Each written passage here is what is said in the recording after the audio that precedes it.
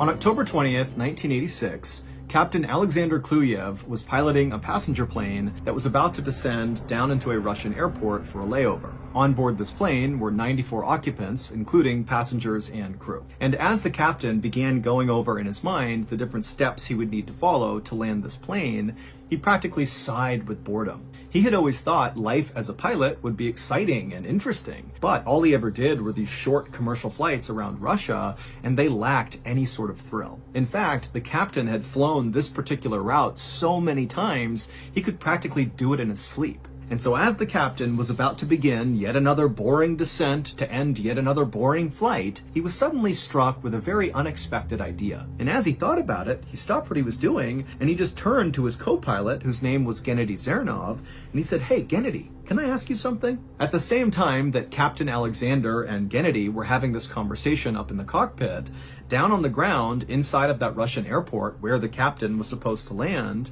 an air traffic controller noticed on their radar that Captain Alexander's plane was coming in way too fast and at too steep of an angle to attempt the landing. And so the controller radioed up to the captain and said, "Hey, you're going too fast. Adjust your speed, adjust your angle. Otherwise, you're going to need to abort this landing." But the captain did not radio anything back to the controller. Instead, the plane continued its descent at the same angle and the same speed, and to the controller's horror, they looked out the window and literally saw the plane was lowering its landing gear. Like, clearly they are going to attempt to land, even though this looks so dangerous. And so the controller, in a bit of a panic, radios again up to the captain and says, "Hey, you're still coming in too fast, too steep of an angle, abort the landing." But again, the captain did not respond. What Captain Alexander had said to Gennady when he said, "Hey, can I ask you something?" was, "Hey, do you want to make a bet that I can land this plane blind?" And Gennady, who was also very bored, thought, "You know what? That's a great idea. Let's do it." And so the two pilots lowered all the shades inside of the cockpit, blocking all of the windows, so Captain Alexander literally can't see anything except for his instruments. And then Captain Alexander attempted to land the plane. And when the air traffic controller began calling up to Captain Alexander saying, "You're going too fast, your angle's wrong," Captain Alexander was sure he could pull it off, and so he totally ignored the controller and went for the runway. And when he hit the runway, he was going too fast at too steep of an angle, and so it broke off the landing gear. The plane skidded all the way down the runway and then flipped over and caught on fire. Out of the 94 people who were on board that plane, 70 would perish, including the co-pilot Gennady Zernov. As for Captain Alexander, who orchestrated this whole tragedy, well, he actually survived, and he was sentenced to 15 years in prison.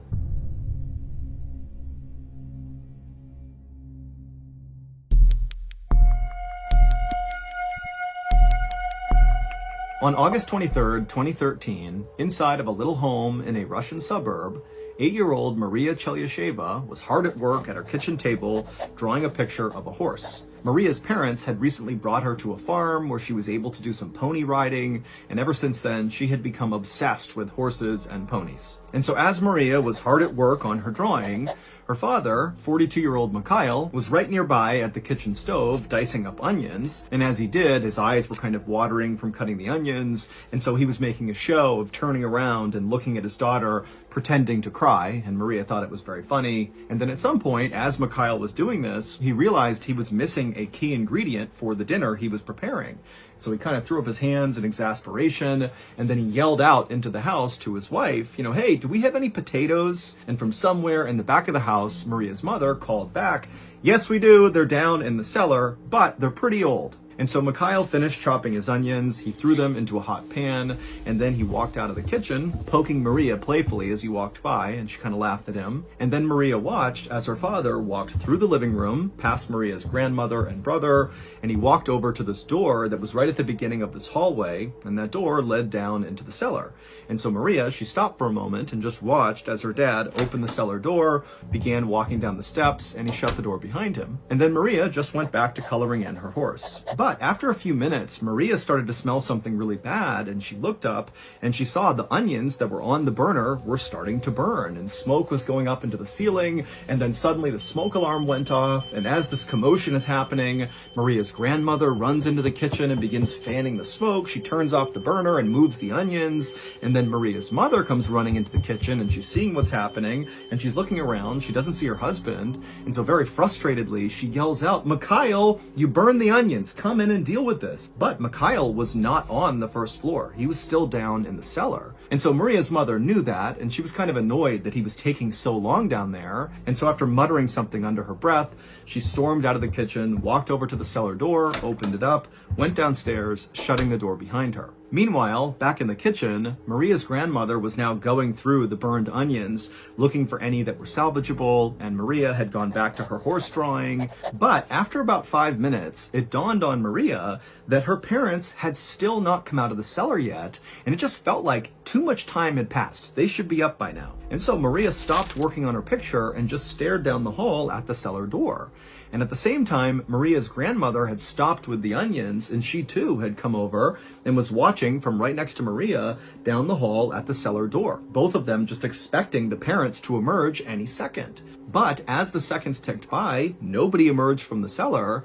And so finally, Maria's grandmother said, "Okay, I'm going to go see what's going on." And so Maria watched as her grandmother walked through the living room past Maria's brother, who was playing a video game. And then Maria's grandmother, right in front of the closed cellar door, just yelled out, "Hey, are you guys okay down there?" But there was no response from the cellar. And so with this, Maria's grandmother turned around and told Maria's brother to turn off his video game because it was so noisy. Maybe they were calling from the cellar and they couldn't hear them. And so the brother, who was just totally frustrated by this whole situation, he paused his game, and then Maria's grandmother called out again, "Hey, are you guys okay down there?" And this time, when there was still silence, Maria's brother, he just stood up and said, "Okay, why don't we just go downstairs and make sure they're okay? Why aren't we doing that?" And so without waiting for a response from his grandmother, Maria's brother just walked right over to the cellar door. He opened it up and he looked down and he goes, "Look, they're right there." And then the brother began walking down the steps, yelling to his parents, "Hey, come on, when's dinner? What's going on?" And as he did, he shut the door behind him. And so after this, Maria's grandmother walked back into the kitchen and sat with Maria as the two of them stared at the cellar door, expecting their family to return any second now. But they didn't. And so at this point, both Maria and her grandmother were really starting to panic. They could tell something was wrong. And so Maria's grandmother grabbed her phone and called a neighbor and just said, "Hey, can you come over? I think something's wrong. I don't know what it is." And then after Maria's grandmother hung up the phone, instead of waiting for the neighbor to come over, Maria's grandmother just got up and walked right over to the cellar door, then opened the door and began walking down the stairs. But this time, the grandmother left the door open. And so Maria was able to listen from her seat in the kitchen to the sound of her grandmother's footsteps making their way down the stairs. And then at some point, Maria heard what sounded like a distinct thud and then silence. Now, at this point, Maria is terrified. The neighbor has not come over yet. And so without knowing what else to do, she just got up and walked over to the open cellar door and just stared down into the darkness down below. She couldn't see anything, but she was too scared to even call out to her family. And then finally, she just began descending the stairs herself. 10 minutes later, the neighbor who Maria's grandmother had called finally arrived over at their house. He knocked on the front door, but there was no answer. And so he tried the doorknob, found it unlocked. So he opened it up and he stepped inside. And right away, he looked around and it was totally quiet. There was nobody on the first floor of the house. But the neighbor immediately heard crying, and he walked around the first floor listening for where it was coming from, and he realized when he got to the top of the open door leading down into the cellar that the crying was coming from down there. And so without a thought, the neighbor just ran down the stairs, and he couldn't believe what he found. He found Maria, the 8-year-old, just crying on the ground, and all around her was her entire family just laying on the ground. Now, the neighbor had no idea what was going on, but sensing clearly there was some sort of emergency based on the call he got and what he was seeing now, he just scooped up Maria, ran upstairs and ran out of the house and began screaming for help.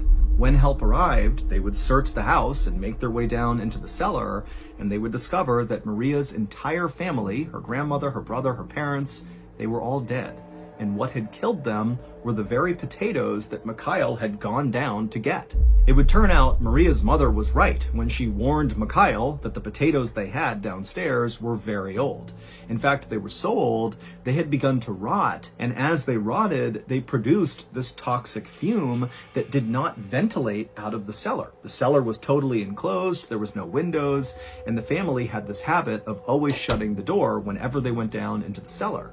And so over time, this fume had totally filled the entire cellar, and one by one, as family members went down into the cellar, sealing the door behind them, they passed out from these fumes and then died. Maria was the only one who survived going down into the cellar because her grandmother, who had gone down right before her, had left the door open. And so by the time Maria had gone down, a lot of the toxic fumes had found their way up the stairs and escaped into the rest of the house. And so when Maria went down there, it was not nearly as toxic.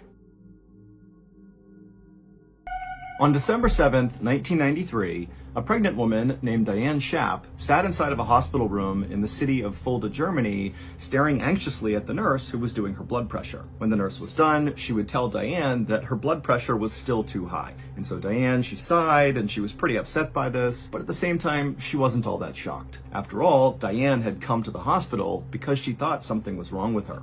Diane was an American who lived on the nearby Sickles Army Airfield Base along with her husband, Sergeant Stephen Schaap. And that morning, Diane had begun to bleed, and because she had a history of miscarriages, she panicked and just rushed to the hospital to get checked out. Now, ultimately, the doctors would tell her that it seemed like she was going to be okay and that the bleeding was not a big issue, but as a precaution, they wanted her to stay in the hospital for a week, just doing bed rest, where they could watch her and make sure she was really okay. And so far, she was, but her blood pressure was still too high. The nurse who had taken Diane's blood pressure finished doing the rest of Diane's vitals, and then afterwards, she left the room, leaving Diane alone.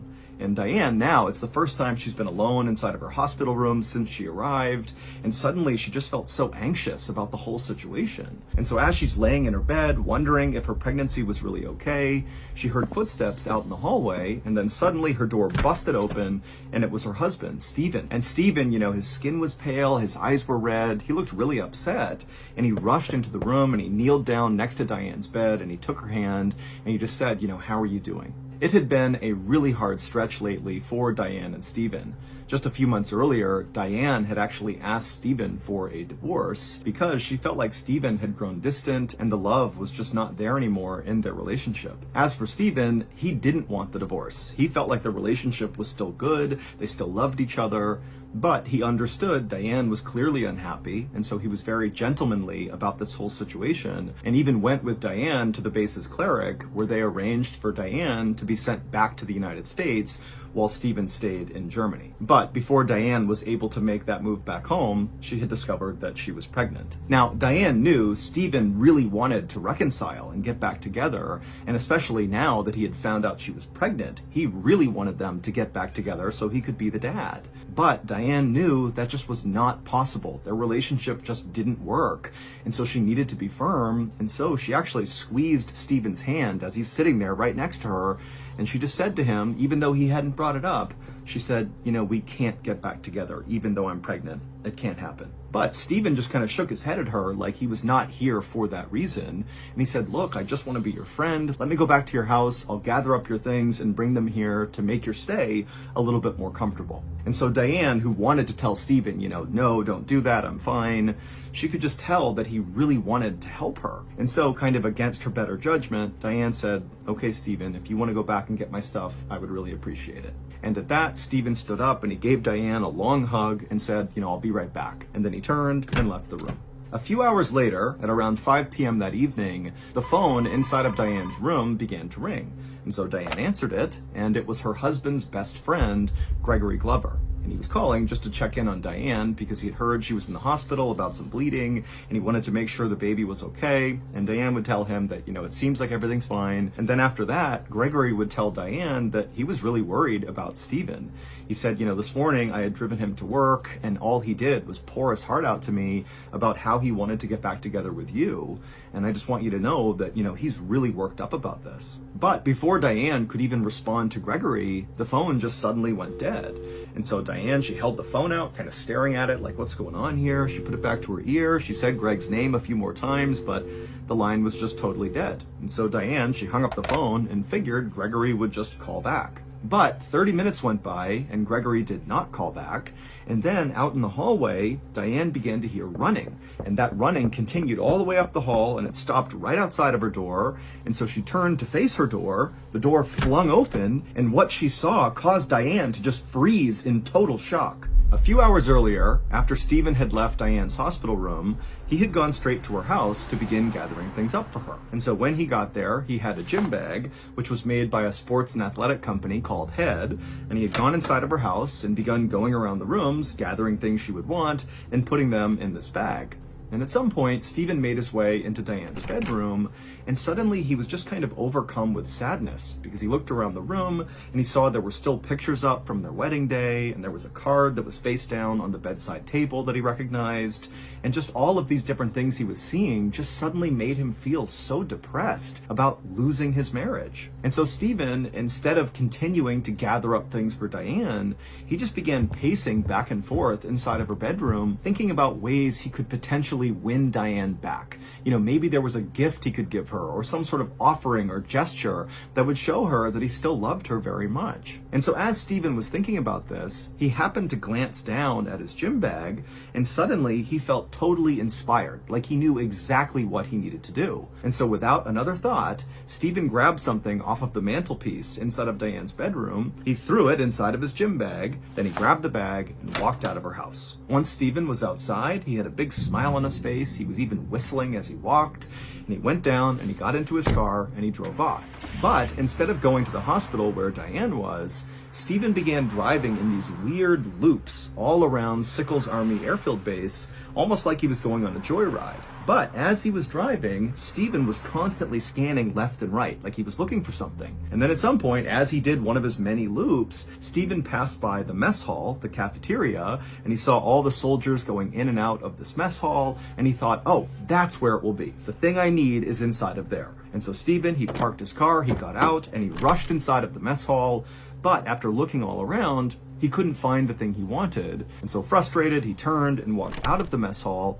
But when he went back outside, as he was walking back to his car, something out of the corner of his eye caught his attention, and he looked over, and it was this phone booth right on the sidewalk up against the road. And he couldn't believe it, but there it was. There was the thing right near this phone booth that Stephen desperately wanted. And so Stephen, instead of going to his car, just began walking in a straight, very determined line towards this phone booth. 30 minutes later, Diane heard those running footsteps out in the hallway, and then her door flung open and she froze in shock at what she saw.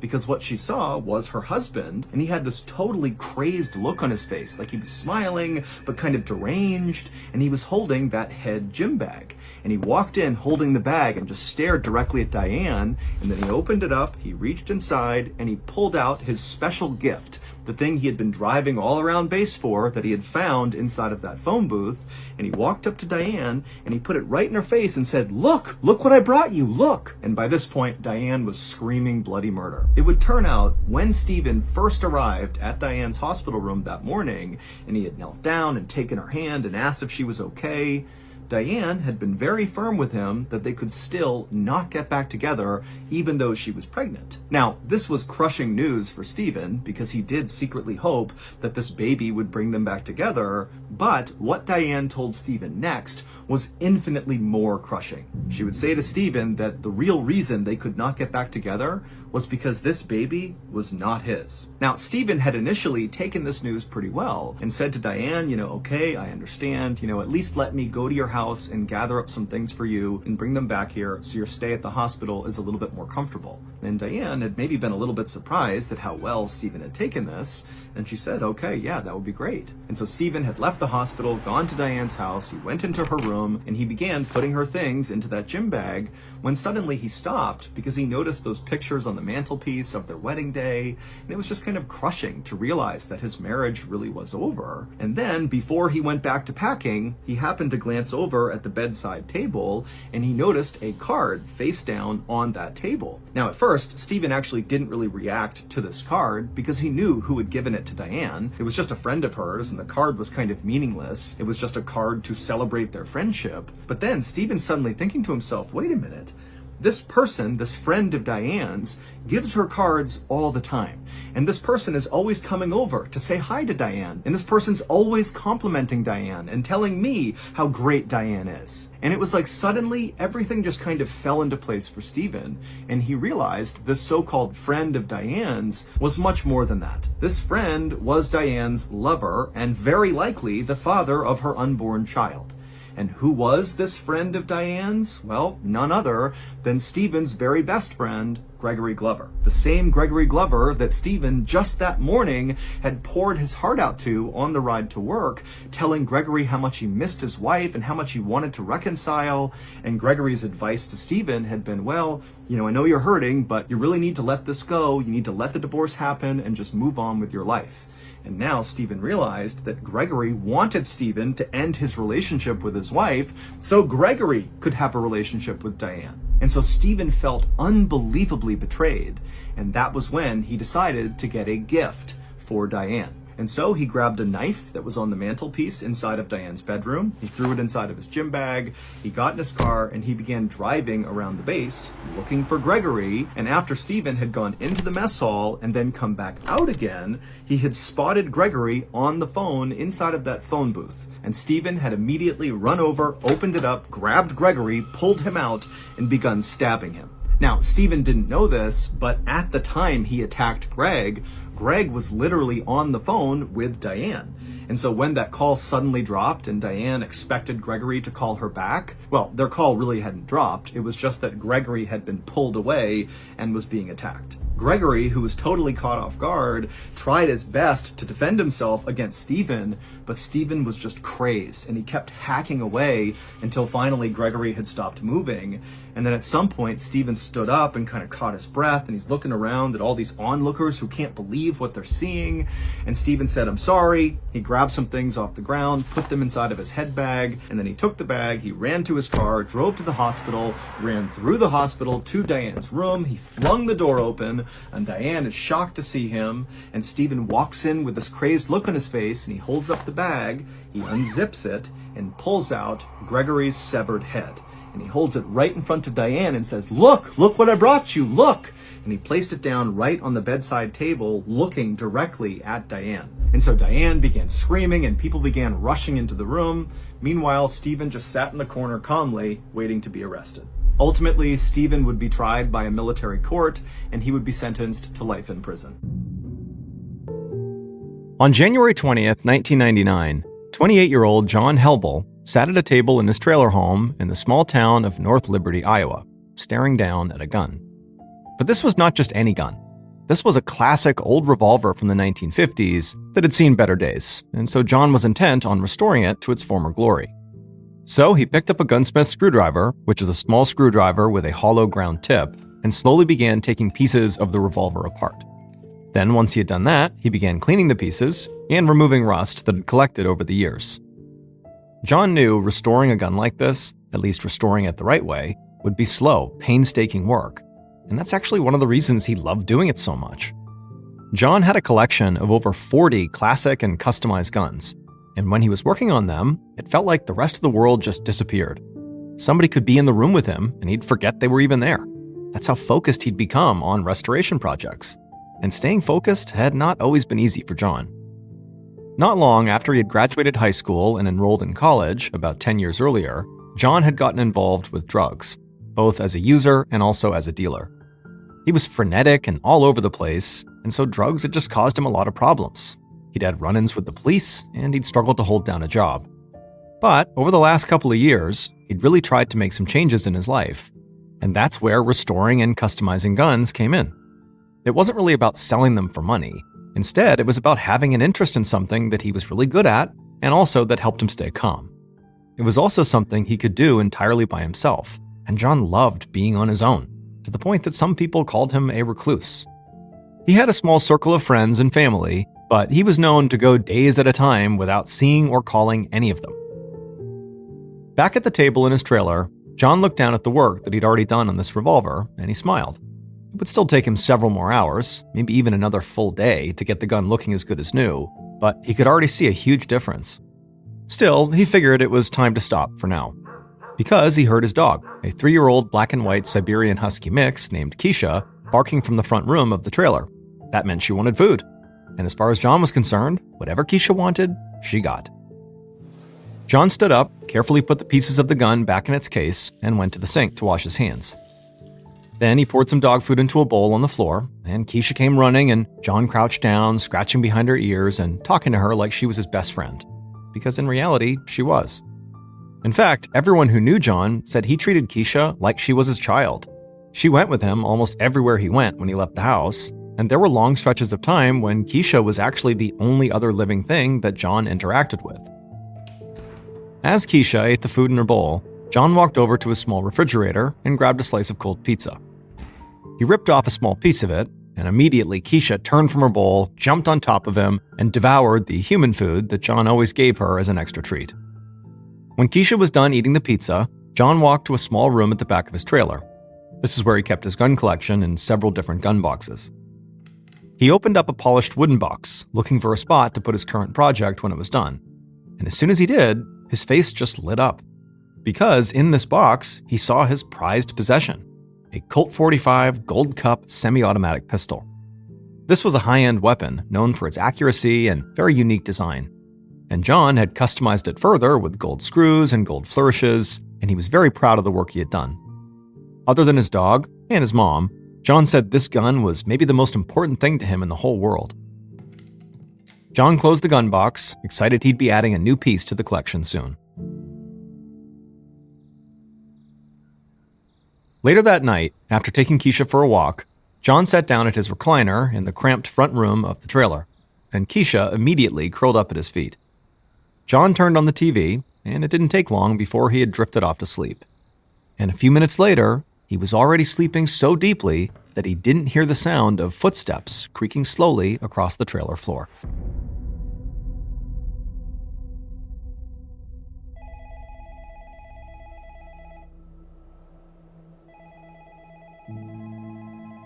On February 23, 1999, so 34 days after John had fallen asleep watching TV, Detective Douglas Vanoy of the Johnson County Sheriff's Department got a call when he was at his desk.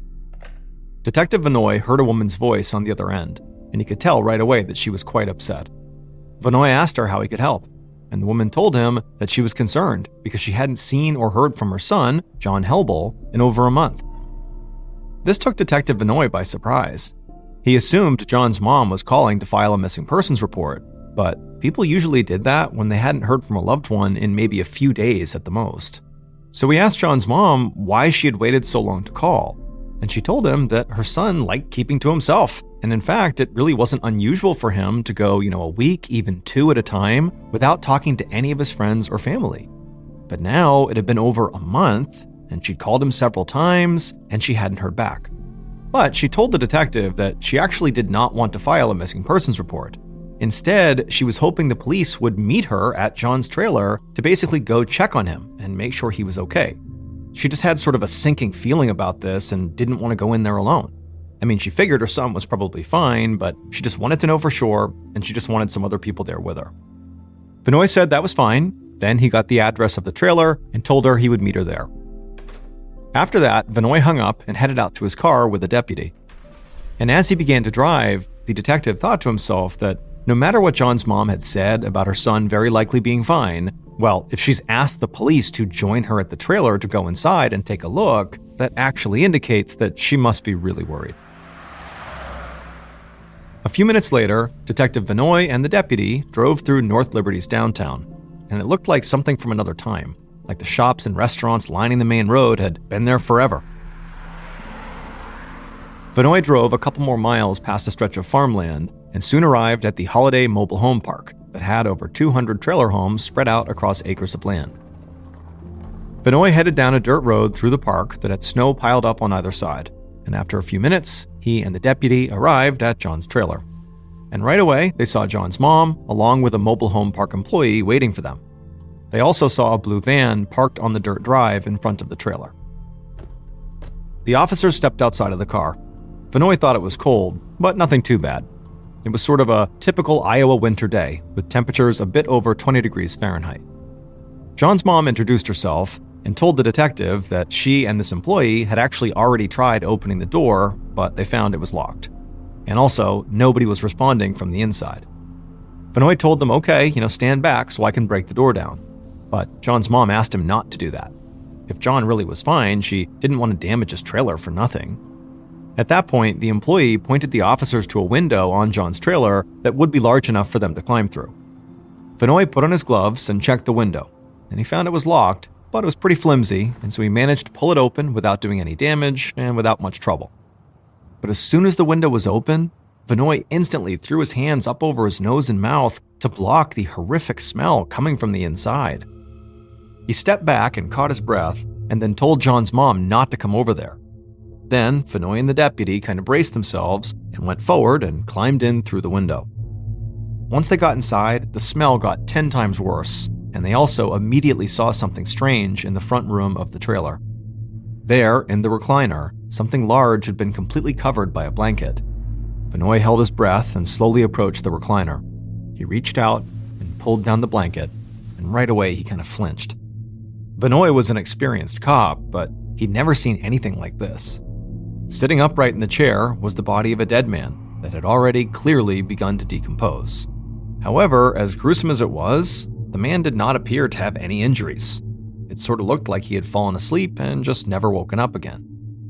But as Vinoy walked around the recliner and leaned in closer to the body to get a better look, it quickly became clear that this man had not died of natural causes, because Vinoy noticed 2 small bullet wounds. The detective and the deputy left the recliner and made their way through the few other rooms of the trailer. There was a kitchen, a bedroom, a bathroom, and a small room at the back. But after searching those areas, they didn't really find anything out of the ordinary. The home had not been ransacked, and there was no sign of forced entry or a struggle of any kind. The only thing Vinoy thought was odd was that there were dog bowls for food and water on the kitchen floor, but no dog, dead or alive. Vinoy called into the sheriff's department and arranged for a county forensics team to come out. He said he had no idea how long the victim had been dead for, but based on the smell and the decomposition of the body, he figured it had been at least a few weeks. After that, Vinoy prepared himself for what he considered to be the worst part of his job. He was pretty sure the dead man on the recliner was John Helbel, but now he needed John's mother to ID the body.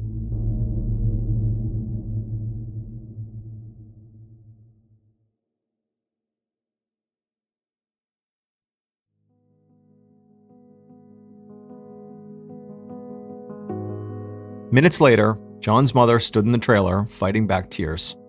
She said that was definitely her son in the recliner. She kept her composure, and in a quiet voice, she told Detective Vinoy that she wanted to do whatever she could to help the police.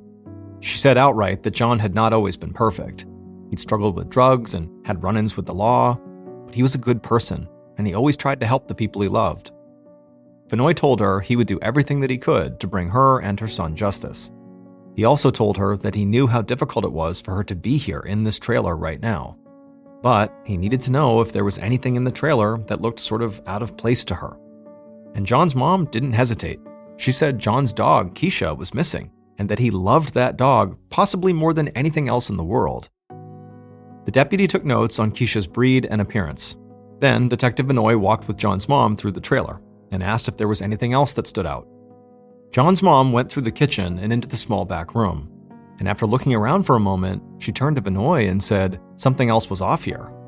Somebody had robbed John of his entire gun collection, which was very valuable. Vinoy asked if there was a chance that John had maybe just sold all of his guns since the last time she had seen him, but John's mom shook her head. She said even if he had sold the collection, there was one gun he would never get rid of, his customized Colt 45 Gold Cup pistol. She told Vinoy that John would sometimes say if anybody wanted that gun, they would have to pry it from his cold, dead hands. Later that day, the county forensics team arrived and began collecting blood samples and fingerprints from the trailer. While that was going on, Detective Vinoy and the deputy searched John's blue van out front, but the only thing they found inside was a dog leash. The detective didn't know if this meant that John had taken Keisha somewhere before he gotten killed, or if he simply just kept a leash in his van. Then, Vinoy and the deputy made their way around the mobile home park and began speaking to John's closest neighbors. But none of them remembered hearing gunshots or anything out of the ordinary over the past few weeks, and they all basically said the same thing. John was a nice guy, but he mostly kept to himself. And so at this point, Detective Vinoy didn't really have much to go on to start this investigation in earnest. He basically needed to wait for the forensics report or the autopsy to get something concrete. And so while he waited for those things, he just hoped that Keisha would turn up.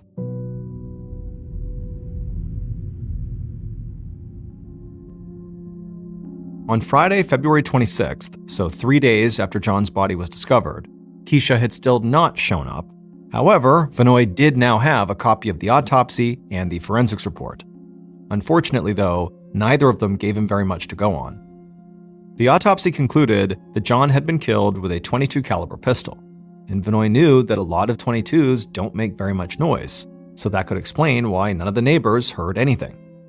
And then because of the level of decomposition of John's body, the medical examiner couldn't determine an exact date of death. But he believed John had been dead for over a month. And beyond the blood samples from John's wounds and small amounts of blood on the recliner, the forensics team had not found much else. So, Vinoy had a crime scene with very little concrete evidence, where the door had been locked, yet there were no signs of struggle or forced entry, and John's beloved dog and his gun collection were missing. All of this led Vinoy to believe that John had likely been killed by someone he was close with, close enough that he would welcome them into his trailer and who would have known about the gun collection. However, everyone the detective had spoken to said John basically didn't have friends. He was a loner. And so at this point, Vinoy knew this was not going to be an easy case. And also, North Liberty, Iowa was a small town with a population of just over 5,000 people. And so a murder in such a small town like that could quickly lead to massive panic in the community, which meant there was going to be a lot of pressure to find a way to solve this difficult case very quickly. But as Vinoy sat there getting more and more frustrated thinking about this case, a deputy rushed over to his desk, and this young officer had a really excited look on his face. He told Detective Vinoy that he was almost positive he had just found John's dog, Keisha. Vinoy didn't waste any time. He got the location of the dog from the deputy, and then he called John's mother and asked her to go meet him at that location. Vinoy headed out to his car and sped across town to a house in a small neighborhood just a few miles from John's trailer. John's mom arrived soon after, and the two of them went to meet with the man who lived in the house. As soon as they stepped inside, an excited black and white Siberian Husky mix rushed over and greeted John's mom. John's mom pet the dog and got tears in her eyes and said yes, this was definitely Keisha.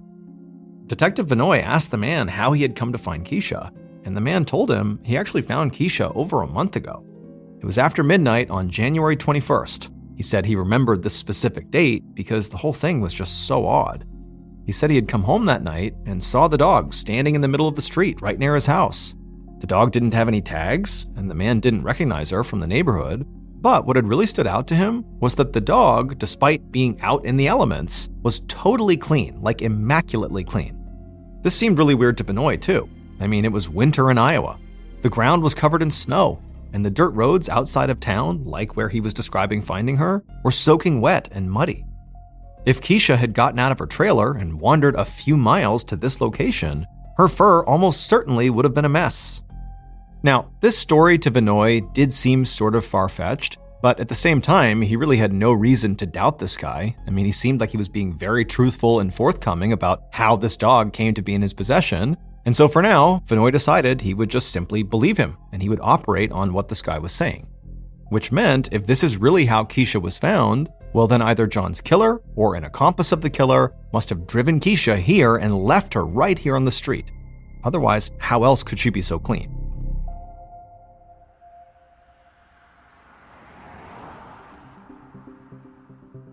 When Vinoy got back to the sheriff's station later that day, he called the crime lab and told them they had located Keisha. He also said he thought the dog had been driven from John's trailer and dumped sometime early on January 21st. So he now believed John had most likely been killed, maybe late on the 20th. The forensics officer he spoke to said that the dog being driven somewhere was actually great news, because a dog's nose print is like a human fingerprint. Each one is unique. So, if Vinoy could nail down a suspect, a forensics team could search their car to see if there was any trace of Keisha's nose print on the windows or the interior. Now, Detective Vinoy felt like finding Keisha was a huge deal for this case, but it was no good if he couldn't track down any viable suspects. I mean, the first thing he did is he contacted the man who had found Keisha, and they searched his car to see if, maybe there were prints inside of his car that suggested he was lying about how he found Keisha. But no, it was totally clean, the guy was incredibly truthful, basically made himself fully available to the investigation, and so he was quickly ruled out. And beyond him, there was nobody in the neighborhood where Keisha had been found that had seen anybody drop her off or had any recollection of seeing a car that looked out of place. It was like nobody knew anything. Keisha had just suddenly appeared. So, Vinoy decided to reach out again to everybody he'd already spoken to, John's mom and his neighbors. Vinoy believed that even if John was a recluse, somebody had to know at least one friend of his. And this time, one of John's neighbors did remember something important. The man told Vinoy that he had seen a truck at John's trailer over a month earlier, right around the last time he had seen John. The man was sure that that truck belonged to one of John's few friends, a guy in his 20s named Mike Harding. And after a quick search through police criminal records, Detective Vinoy discovered that, just like John, Mike had a history of using and selling drugs. At the end of February, so a few days after police had found John's dog Keisha, Detective Vinoy sat down with Mike Harding in a small interview room at the sheriff's station. Going into this, Vinoy had no idea what to expect. He knew that Mike had at one point gotten mixed up with drugs and had some trouble with the law in the past, but it really wasn't anything major. It wasn't like Mike was some big-time felon dealer or something. Also, Vinoy had no idea what kind of person someone as reclusive as John would consider a friend. Like, what's Mike gonna be like here? But right away, Detective Vinoy felt like Mike was very outgoing and that he wanted to help. Mike said that he and John were close friends, even if they didn't hang out a whole lot. He openly admitted that yes, they both had had issues with drugs and made mistakes in the past. But he said John was a really good guy, and he couldn't imagine why anybody would want to hurt him. Vinoy asked Mike if he thought it was possible that John might have fallen deeper into the drug scene than Mike maybe realized. Was it possible he'd gotten in trouble with some dangerous people? But Mike said there was no way. Maybe John still smoked weed, but he was not connected to major drug dealers or anything crazy like that. Vinoy thought Mike came off like he was telling the truth, but he'd been a cop long enough to know that some people were just good liars. So he asked if Mike would be willing to take a polygraph test. And Mike didn't hesitate. He said if that would help, he'd happily do it. Before Vinoy wrapped up their interview and took Mike to go take this polygraph test, he said to Mike that he needed to know if there was anybody else he could think of that John might have been hanging out with around the time he was killed back in January. Mike thought about it for a second, and then he looked up and said, yeah, there were definitely two people the police needed to speak to. A man named Andy Rich, who'd been John's friend for years, and Andy's girlfriend, Sharon Snyder. Mike said the two of them lived far away in Wyoming now, but they had come to visit John back in January, and Mike said he had not seen or heard from John since the two of them had left.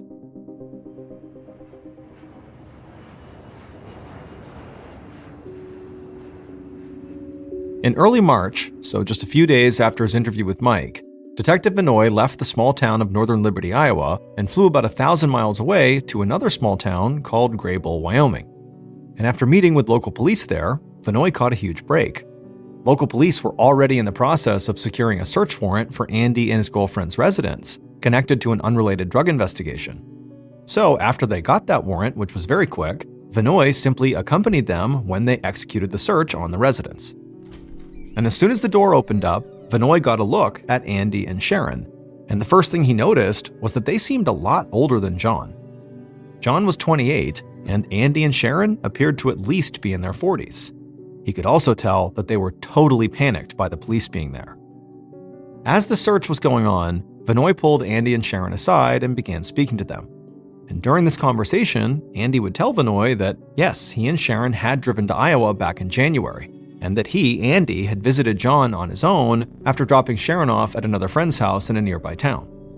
Andy said that he and his buddy John just hung out for a little while, and then Andy had left, picked up Sharon, and then the two of them had driven back to Wyoming together. Sharon would reiterate the same story. But the whole time they were talking, what Vinoy really noticed about this couple is that they both seemed incredibly nervous. They couldn't stay still, and they kept darting their eyes away from Vinoy, kind of all around the house, like they were looking for something. And when police finished up their search, Vinoy understood why the couple was so freaked out. Because police found inside of their residence a substantial stash of methamphetamine and marijuana. And, more importantly to Vinoy, they also found bullets for a .22 caliber pistol, the same caliber gun used to murder John.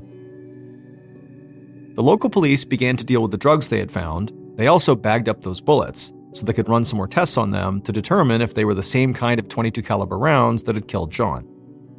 Detective Vinoy did not have enough evidence yet to try to extradite Andy and Sharon back to Iowa, but he now considered the couple his primary suspects. And just as the police were finishing up inside of the house, a forensics tech came inside and called to Vinoy to come outside and look at something. Vinoy followed the tech outside to Andy and Sharon's car that was parked right out in front, and the tech led him to one of the back windows and pointed to a faint smudge. Vinoy asked what he was looking at, and the tech said that this smudge was clearly a dog's nose print. Vinoy got excited. As strange as it seemed, he felt like this dog's nose print could be the piece of evidence that would solve this case. It could be Keisha's nose print. The tech said he would pull the print and test it to see if it really was Keisha's. And Vinoy felt positive that if the prints were a match, he could prove that either Andy, Sharon, or both of them had driven Keisha on the night of the murder and dropped her off where she was found. And Vinoy was sure whoever had driven Keisha on that night had also killed John.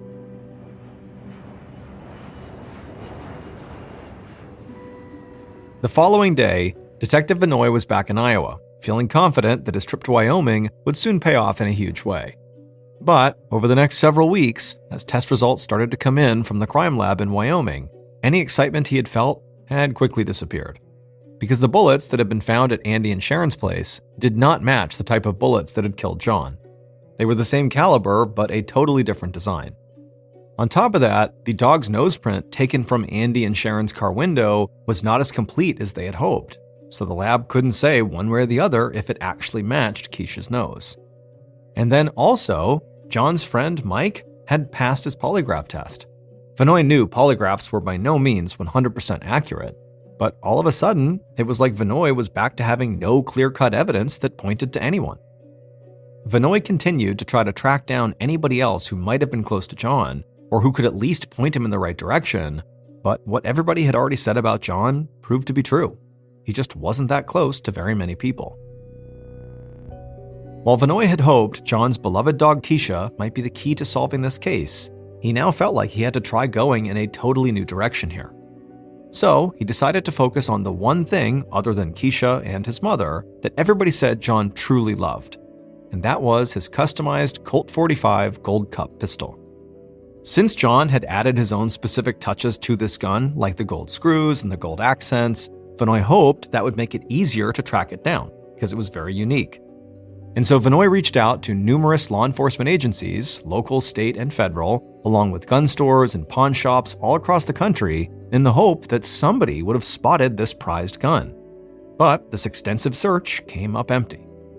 So Vinoy spent several weeks just kind of retracing his steps all over again. He went back to the crime scene and looked around there, and he also re-interviewed all of his main suspects. He spoke to the guy who had found Keisha. He spoke to Mike in Iowa. And he even returned to Wyoming to speak to Andy and Sharon again. But nothing new developed. Soon, months had passed by without any more evidence, leads, or suspects materializing. And since Detective Vinoy worked in a very small department and he was one of the very few detectives, his time and focus were quickly needed for other investigations.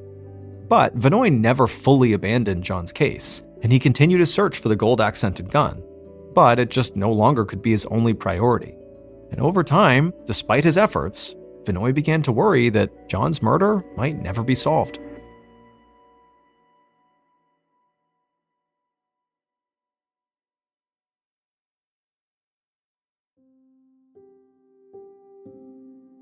Fast forward to late December of 2000, almost 2 years after John's murder. Detective Vinoy sat at his desk working a totally different case. Then Vinoy's phone rang. And when he answered, he heard another detective from another city on the line. At first, Vinoy didn't think much of this. Detectives from different jurisdictions often helped each other if they had cases that might be connected. But as this detective spoke, Vinoy almost couldn't believe what he was hearing. Because the other detective said he had just busted somebody for illegally selling guns, and this gun trafficker, over the course of their interview, had brought up pretty adamantly that they knew about this missing gold Colt 45 gun.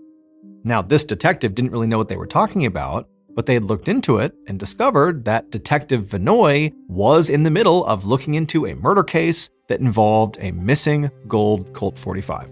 So he was calling about it. The two detectives spoke for a bit longer about this gun, and then after Vinoy hung up, he felt the type of rush he only felt when he knew he was close to solving a case. The following day, Detective Vinoy and the detective who had called him about this gun sat across from the gun trafficker inside of a cramped interview room in a small police station. Above them, a fluorescent light buzzed and cast a sickly glow over everything.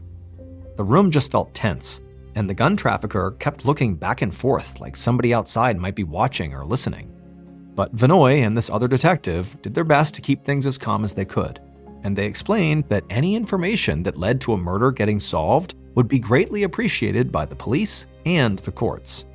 The gun trafficker nodded. The message was clear. Help the detectives with this murder case and possibly avoid serious jail time for their gun trafficking charges. So, eventually, the gun trafficker gave Vinoy an exact address to visit if he wanted to find this gold Colt 45. And when Vinoy heard this address, he just stared across the table in disbelief. This investigation had started in a little town in Iowa and had already taken him to Wyoming more than once. And now, Detective Vinoy had to pack his bags again and fly down to Dallas, Texas.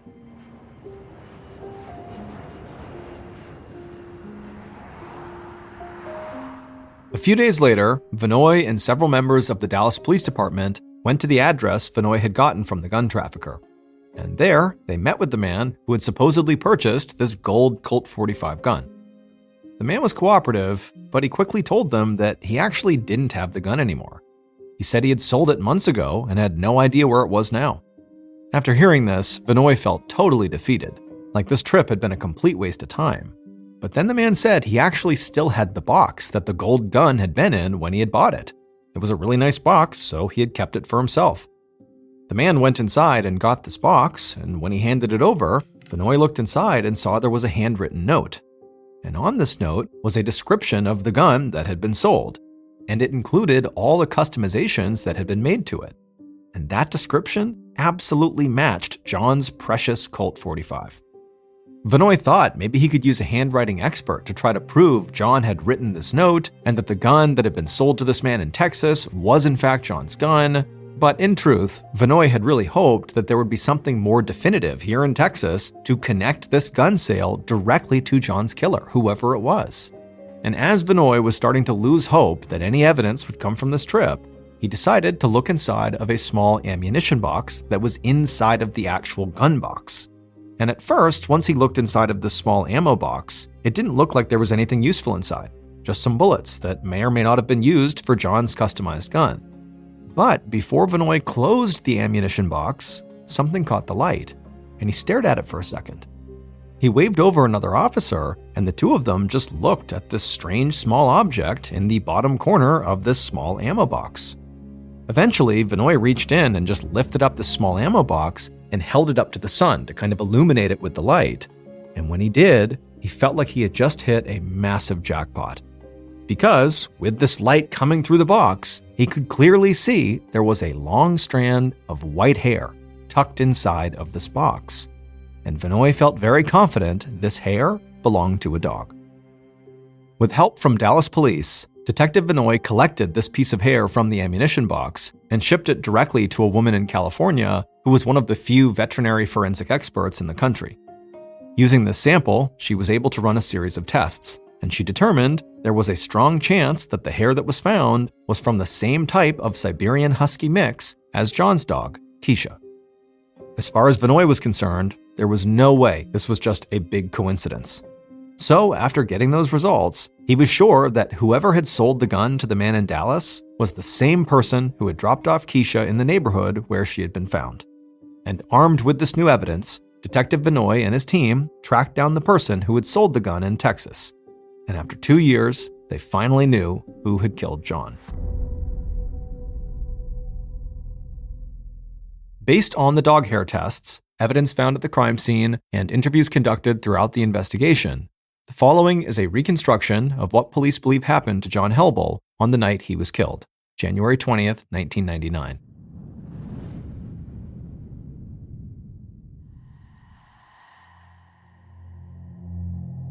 The killer stood just inside of the trailer near the front door. Even inside, they could still feel the cold winter air coming through the thin walls. On the other side of the room, in the flickering light of the TV, they saw John, fast asleep in his recliner, with his beloved dog Keisha curled up at his feet. And John and Keisha were facing the killer. The killer, as slowly as they could, reached down and pulled out a .22 caliber pistol from their waistband. After making sure John and the dog had not woken up, the killer began to walk slowly towards John. But after taking a few steps, the floor underneath the killer began to creak, and the killer froze, worried that John might have woken up. But as he stared at John and the dog, neither moved. They were still sleeping. After taking another steadying breath, the killer continued to move, all the way up to the recliner, and then around to the back, behind John. There, the killer raised their gun, placed it right at the back of John's head, and then fired. Blood rushed out of the small wound as John's head slumped forward and rolled to the side, but the killer fired into the back of John's head one more time, just to be sure he was dead. And John did die, right there in his recliner.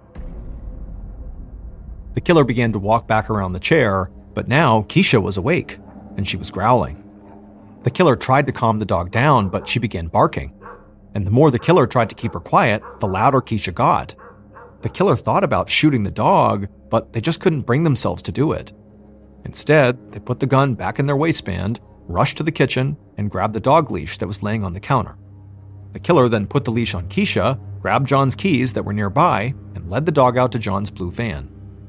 The killer got Keisha into the van, then climbed into the driver's seat and sped out of the mobile home park. A few minutes later, they turned onto a dimly lit street in a quiet neighborhood. They scanned the road, and it was empty. So the killer climbed out, opened the passenger door, took off Keisha's leash, and let her out into the street. As soon as she was out of the van, the killer got right back in and sped back to John's. Once they got there, the killer rushed inside and dropped the keys on the counter. Then they grabbed a blanket on the floor in the front room and used it to completely cover John's body. Then they turned off the TV. After that, they made their way into the back room and picked up all the boxes that held John's gun collection and carried them all out to their own car. Finally, they ran back into the trailer, locked the door from the inside, and then rushed out, closing the door behind them.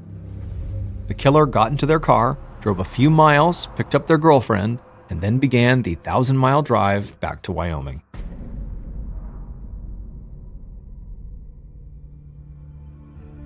John's friend, Andy Rich, was his killer. Andy had been visiting with John, secretly waiting for the right time to kill him. And on the night of January 20th, once John had dozed off in his recliner, Andy felt that time had come. Andy's motive for killing his friend was he simply wanted John's gun collection. Andy believed he could sell a lot of these guns, especially John's prized gold customized Colt 45, for really good money. So he murdered his friend and robbed him.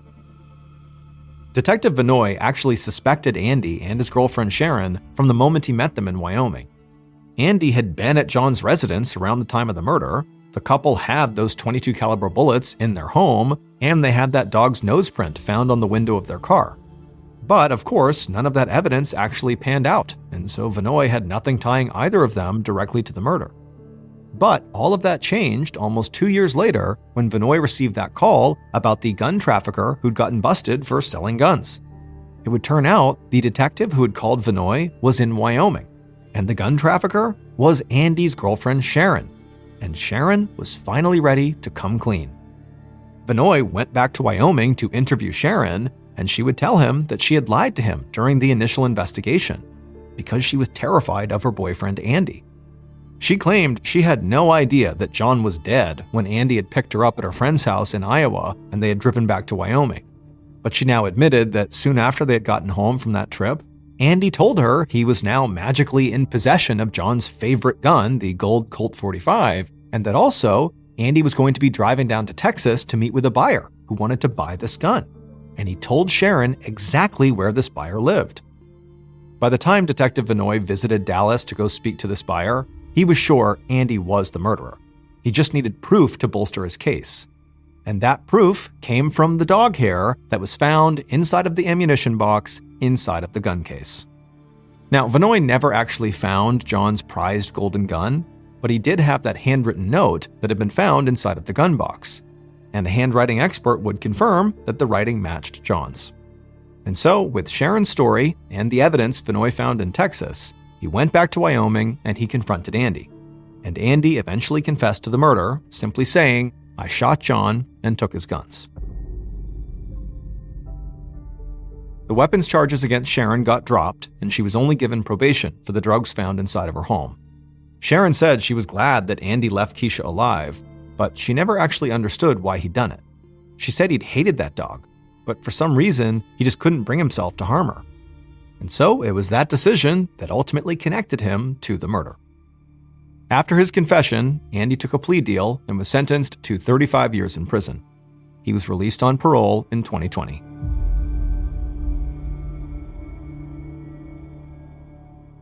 On or around June 10th, 2021, Jennifer Buell and her two sons, 12-year-old Charlie and 7-year-old Johnny, touched down at Cancun International Airport in Cancun, Mexico. The family, who lived in Philadelphia, Pennsylvania, was there for a nice long vacation during the kids' summer break, which had started just a few weeks earlier. After getting off the plane and getting their luggage, the Buell family made their way out of the airport and they hopped on a shuttle that brought them to their resort. They were staying at Club Med Cancun, which is a very popular all-inclusive family resort that's located right at the tip of the Riviera Maya. And the Riviera Maya is just stunningly beautiful. It's this stretch on the western side of the Yucatan Peninsula in Mexico that's basically all white sand beaches and beautiful clear turquoise water. But Club Med Cancun's fabulous location was not the only reason why families loved going there so much. Club Med, the huge hotel company behind this particular resort, is known for their gentils organisateurs. They call them GOs for short, and basically these are staff members employed by Club Med at all of their locations everywhere in the world, whose sole job is to make sure the guests staying at their hotels have a truly unforgettable experience. And so these really friendly GOs are always walking around these hotels and talking to the guests and pointing them to the different places they can go within the hotel, and they encourage the guests to interact with each other and to participate in resort activities. And so a stay at a Club Med hotel, whether it's Cancun or anywhere in the world, is known to be very upbeat and highly interactive.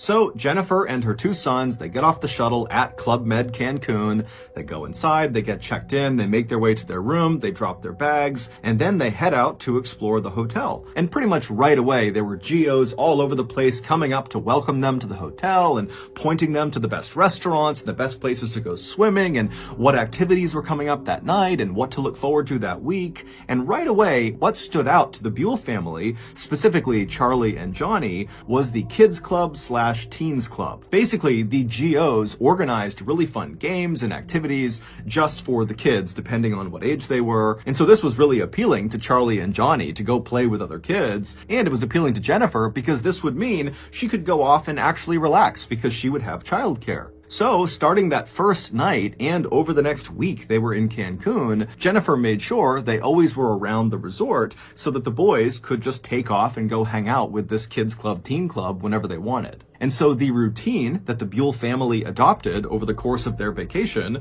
was they would get up early, they would go to the white sand beaches right outside of their resort, and then after coming back to the resort, Charlie would almost always cut loose and go hang out for the rest of the day with the kids in the teen club, kids club, and Johnny, he mostly stayed with his mom, but over the course of the day, he would leave and do one-off activities with the club. And then at 9:15 p.m. at night, the trio would always link up on the pool deck and they would make their way in to see one of the shows that the GOs were putting on, ranging from comedy sketches to circus tricks. And so all in all, the Buell family vacation to Cancun, Mexico was really going as well as it could have been, until a simple game of hide and seek changed everything.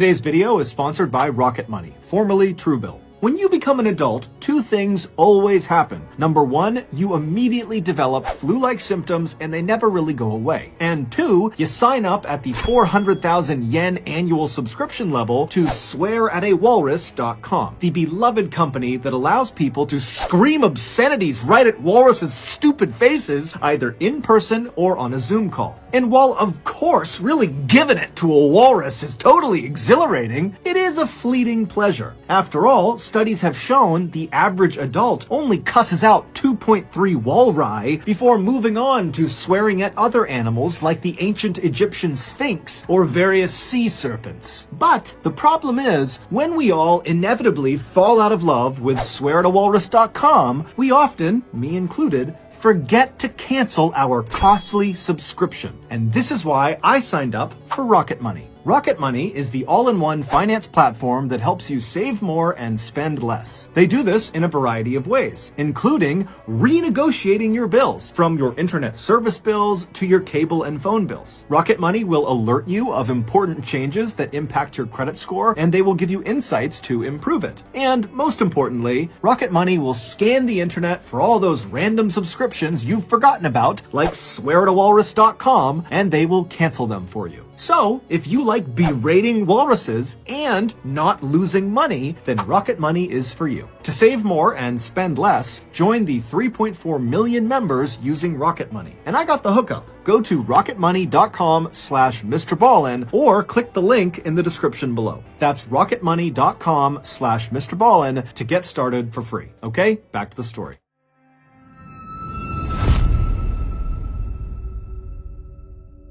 On June 18th, so roughly 1 week after the Buell family had arrived in Mexico, the family got up and they began their typical vacation routine. They headed to the beach, and then afterwards, Charlie broke off and went to spend time with the kids at the Teen Club Kids Club, and Johnny and Jennifer, they mostly stayed together for the rest of the afternoon. That evening, around 8:30 p.m., after all three of the Buells had had dinner, they decided to split up before rejoining at 9:15 to go in and see a show. Johnny wanted to head downstairs and go see a kids-only show. Jennifer wanted to head up to the second level to have chocolate fondue dessert with a friend she had made at the resort, and Charlie wanted to meet up with his friends from the Kids Club Teens Club out on the pool deck where the GOs were organizing a big game of hide and seek. And so after watching his mother walk upstairs to the fondue restaurant and watching his younger brother head downstairs to the kids-only show, Charlie turned and ran towards the pool deck. And when he got there, he immediately linked up with his best friend from the vacation, a 13-year-old named Cyrus. And very quickly after that, the GOs who were on the pool deck with all these other kids that were out there, they said, okay, we're going to start counting. You guys all hide. And so the GOs, they walked to the side of this big pool deck, they covered their eyes, they began counting, and all the kids, Charlie and Cyrus included, scattered to find the best hiding spot. And right away, as Charlie and Cyrus are looking for places to hide, they're seeing the other kids are taking up all the best hiding spots. And so for a second, they're panicking. They're not going to have a good spot. Then both of the boys looked over to the side of the pool deck, and they realize there is a perfect hiding spot that nobody's taken. Around the outside of this huge open-air pool deck was a metal fence. It was only a couple of feet tall, and it was made up of metal bars so you could see right through it. It was basically in place just to denote the edges of the resort property, and on one length of this perimeter fence, the south side of this fence, there was a gate built into this fence. And this gate was almost always closed and locked. The only time it was opened was when a GO or another hotel staff member would open it to lead guests out of the resort property to go off and do some excursion. But for some reason, on the night of June 18th, this fence was wide open. On the other side of this fence was just this small rectangular platform that jutted out about 10 feet from the pool deck, same level as the pool deck. And if you were standing on this platform with your back to the pool deck, on your left side would be a very small flight of stairs, just a couple of steps going down. And so Charlie and Cyrus, they look over and they see this gate is open, and they know there are those stairs kind of tucked down below the platform, and they're thinking, if we crouch down on those steps, no one will see us from the pool deck. We'll be obscured from view. And so Charlie and Cyrus, they run over to the open gate, they go through, they walk down a couple of steps, and they kind of tuck themselves down so they can barely look up and over onto the pool deck to see if anyone's coming, but they can tell there's no way anyone is going to see them unless they literally walk through the gate and are looking down the steps at them. And so Charlie and Cyrus, they're giggling with excitement because they know they have found the perfect hiding spot. And they're listening as the GOs are calling out, okay, ready or not, here we come.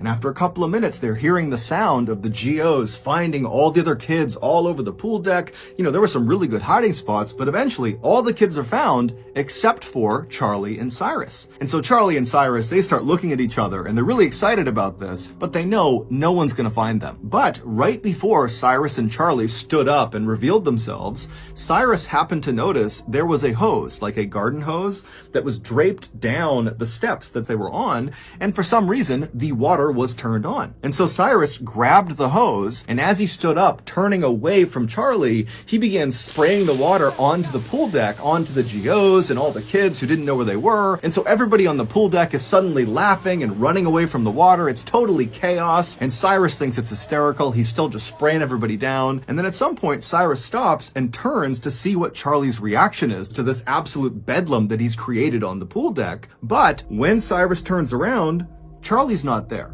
Meanwhile, two other hotel guests who had nothing to do with this game of hide and seek, it was a mother and her adult son, they were having a meal up in the second floor restaurant that overlooked the pool deck. And as they're sitting there enjoying their meal, they suddenly hear the sound of boys screaming. Now, immediately, they both can tell this is not a play scream. Someone is actually in danger, someone is hurt, something's going on here, and they try to look down onto the pool deck where these screams seem to be coming from, but they can't tell. It's dark out there, they can't see what's going on, and so acting on instinct, the woman and her son just stand up and start running through the restaurant and making their way downstairs. And as they're doing this, the woman's husband actually sees her charging through, and he, along with two other boys that happen to be near him, just start running after them, knowing that whatever's going on, it's bad, so they have to go help. And so when these 5 people get down to the pool deck, they hear the sound of the boys screaming again, and they can tell it's coming from that open gate, that platform area where Charlie and Cyrus had been hiding. And so these 5 people charge through the still open gate, they go out onto this platform and they look down the little flight of stairs and they see Cyrus. They don't see anybody else on the platform, it's just this one boy, and he looks totally shaken up, totally hysterical, and it's clear he is one of the boys that was screaming.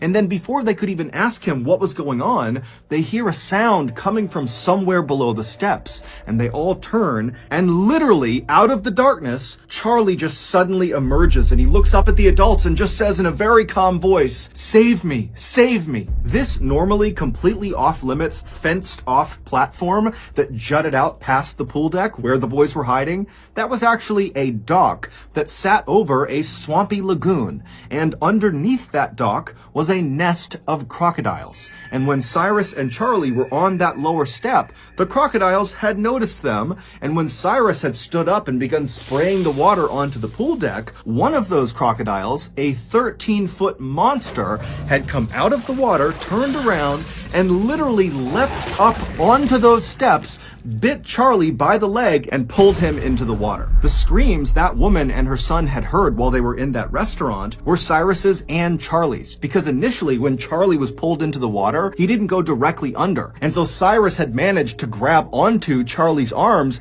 and he was trying to pull Charlie out of the crocodile's mouth, and the two of them were screaming for help. But by the time that woman and the other 4 people got down to the platform, Cyrus lost his grip on Charlie, and the croc and Charlie went under the water. And so those 5 people were standing there when the crocodile and Charlie just came back out of the water. And that's when Charlie was saying, "Save me, save me." He was in the crocodile's mouth. And when these 5 people saw Charlie and understood what was going on, without any hesitation, the adults leapt into the dark lagoon waters that are clearly infested with crocodiles and began beating the crap out of this crocodile. And while this melee is happening in these dark, murky lagoon waters with crocodiles everywhere, someone had gone into the fondue bar and told Jennifer, "Your son's being attacked by a crocodile." And she instantly leapt up and just ran across the restaurant, knocking anything over that was in her way. And finally, she got downstairs to the pool deck. She went through that gate out to that platform. and she saw her boy. Charlie was laying on his back, surrounded by totally frantic and hysterical adults. Charlie's leg looked like it had been through a meat grinder, but Charlie was awake and he was talking to the adults near him. In the time it took Jennifer to run through the restaurant and get down to the pool deck, those adults who had leapt into the murky lagoon water to fight with this crocodile had literally beaten it so badly that it released Charlie. And according to the people who watched this happen, this crocodile was putting up an unbelievable fight. It was whipping its head side to side, tearing into Charlie's leg. It kept pulling Charlie deeper and deeper into the water, and these adults just didn't stop. They were yanking on this crocodile, punching its eyes, gouging its eyes, and finally it worked. When Charlie was finally pulled to safety and was laying on the dock, he was in rough shape, and no one knew if he was going to survive or not. But luckily, there just happened to be a trauma nurse who was staying at the resort who came outside. She assessed the situation and she took charge. She stopped the bleeding in his leg, and she stayed with him and kept him calm until paramedics finally arrived. Charlie would be rushed to the hospital, where he would immediately undergo several surgeries that would save his life. Also, surgeons were able to miraculously save his leg. Initially, it seemed like he might have to have it amputated. As for Club Med, their response to this incident was enormous. Not only did they pay for all of Charlie's medical bills, but they also invested a lot of money into securing not only that fence and gate that led to the dock where he was attacked, but also just generally speaking around the resort to make sure there were no more attacks. Today, Charlie is back in Philadelphia, Pennsylvania with his family, and considering the horrible trauma he went through, he's remarkably well adjusted. In fact, in the Halloween that followed this attack, Charlie dressed up as a crocodile. On the evening of February 28, 2013, 37-year-old Jeff Bush was just getting home from his job as a laborer. He walked through the front door of his very modest single-story home in Seffner, Florida, which is just outside of Tampa, and he walked into the kitchen where his sister-in-law and his niece were, and he said hi to them, and he checked in on them. They both lived with Jeff, as did Jeff's brother, Jeremy. After a few minutes of small talk with them, he left the kitchen and went to his own bedroom, the same bedroom he had been sleeping in since he was a little kid. He had grown up in this house. He goes into his room and he hops on the bed, turns on the TV, and looks forward to relaxing for the next couple of hours before going to sleep. A couple of hours later, Jeremy comes home from his second job. He actually worked during the day with Jeff at the same company, but had to pick up additional shifts at night because he needed to support his daughter and his wife. And so he comes home and he goes through the front door and he goes over to Jeff's room and he knocks on the door and he opens it up and he says, "Hey Jeff, we don't have work tomorrow. I just found out, so feel free to sleep in tomorrow." Jeff was pretty happy about this and he said, "Okay, thanks for letting me know." And then Jeremy shut Jeff's door, turned around, and walked out to see his wife and his kid. About an hour later, at 11 p.m., Jeremy, his wife, and his kid are on the other side of the house from where Jeffrey is, and they're laying in bed watching TV when all of a sudden they hear what sounds like a car smashing into the side of the house. It was extremely loud, and immediately Jeremy jumps out of his bed and he hears from the other side of the house Jeff yelling out for help. Jeremy runs into the hall, his wife's right behind him, and there's no damage in the hall, there's no smoke, there's no fire, and they see Jeff's bedroom is still shut, so they run down the hall, they open that door up, and it's dark in his room, and as Jeremy's trying to figure out what he's looking at, his wife reaches behind him and flicks on the switch. And the light from the room illuminates the most bizarre and horrible scene. Jeff, the bedroom, everything, it's all gone, and it's been replaced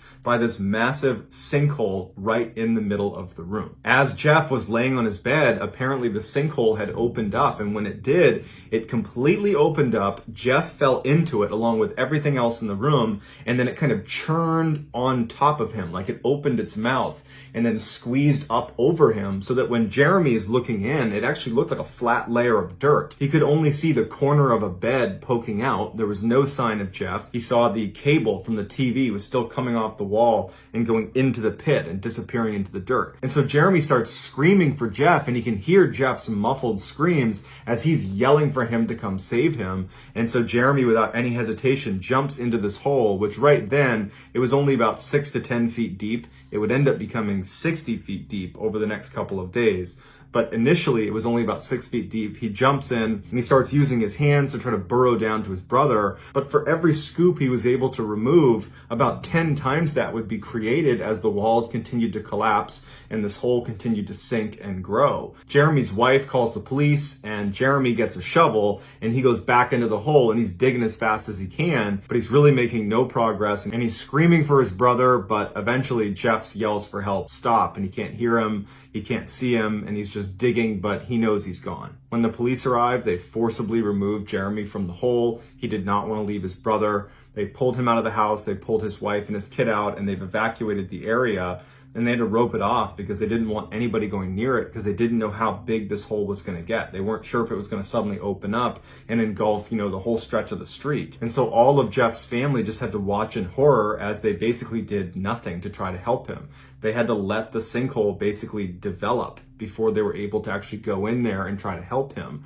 And so if he had been alive, there was just no way they could have saved him. After several hours, they were able to go up close and feed in this microphone system that they put on top of the actual sinkhole that would apparently be able to pick up sound if Jeff was making any sound whatsoever. And it wasn't picking up any signs of life. And at this point, they determined that he was deceased. But before they could get their audio recorder out of the hole opened up again, got even bigger, and swallowed the recorder into the hole. But despite getting bigger and wider and actually getting big tools in there to start trying to pull stuff out of it, they could never find Jeff's body. And so the decision was made to leave him wherever he is, somewhere in the sinkhole. And they filled it in with gravel, and then they knocked down the house as well as the 2 other neighboring houses. And so to this day, Jeffrey's body is still somewhere underground in that sinkhole.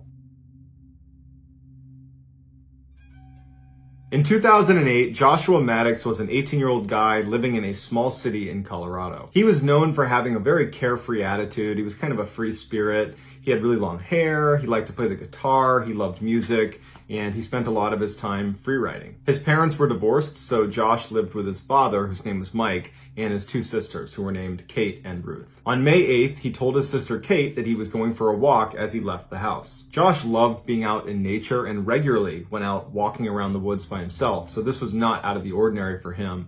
But that night, when he didn't come back, that was out of the ordinary, and the family was pretty concerned. By the next day, when he hadn't shown up and they couldn't get in touch with him and they called around and no one knew where he was, they would go to the police and file a missing person report. So the police launched this massive search, but there's nothing really to go on besides what he told Kate before he left, which was, "I'm going for a walk."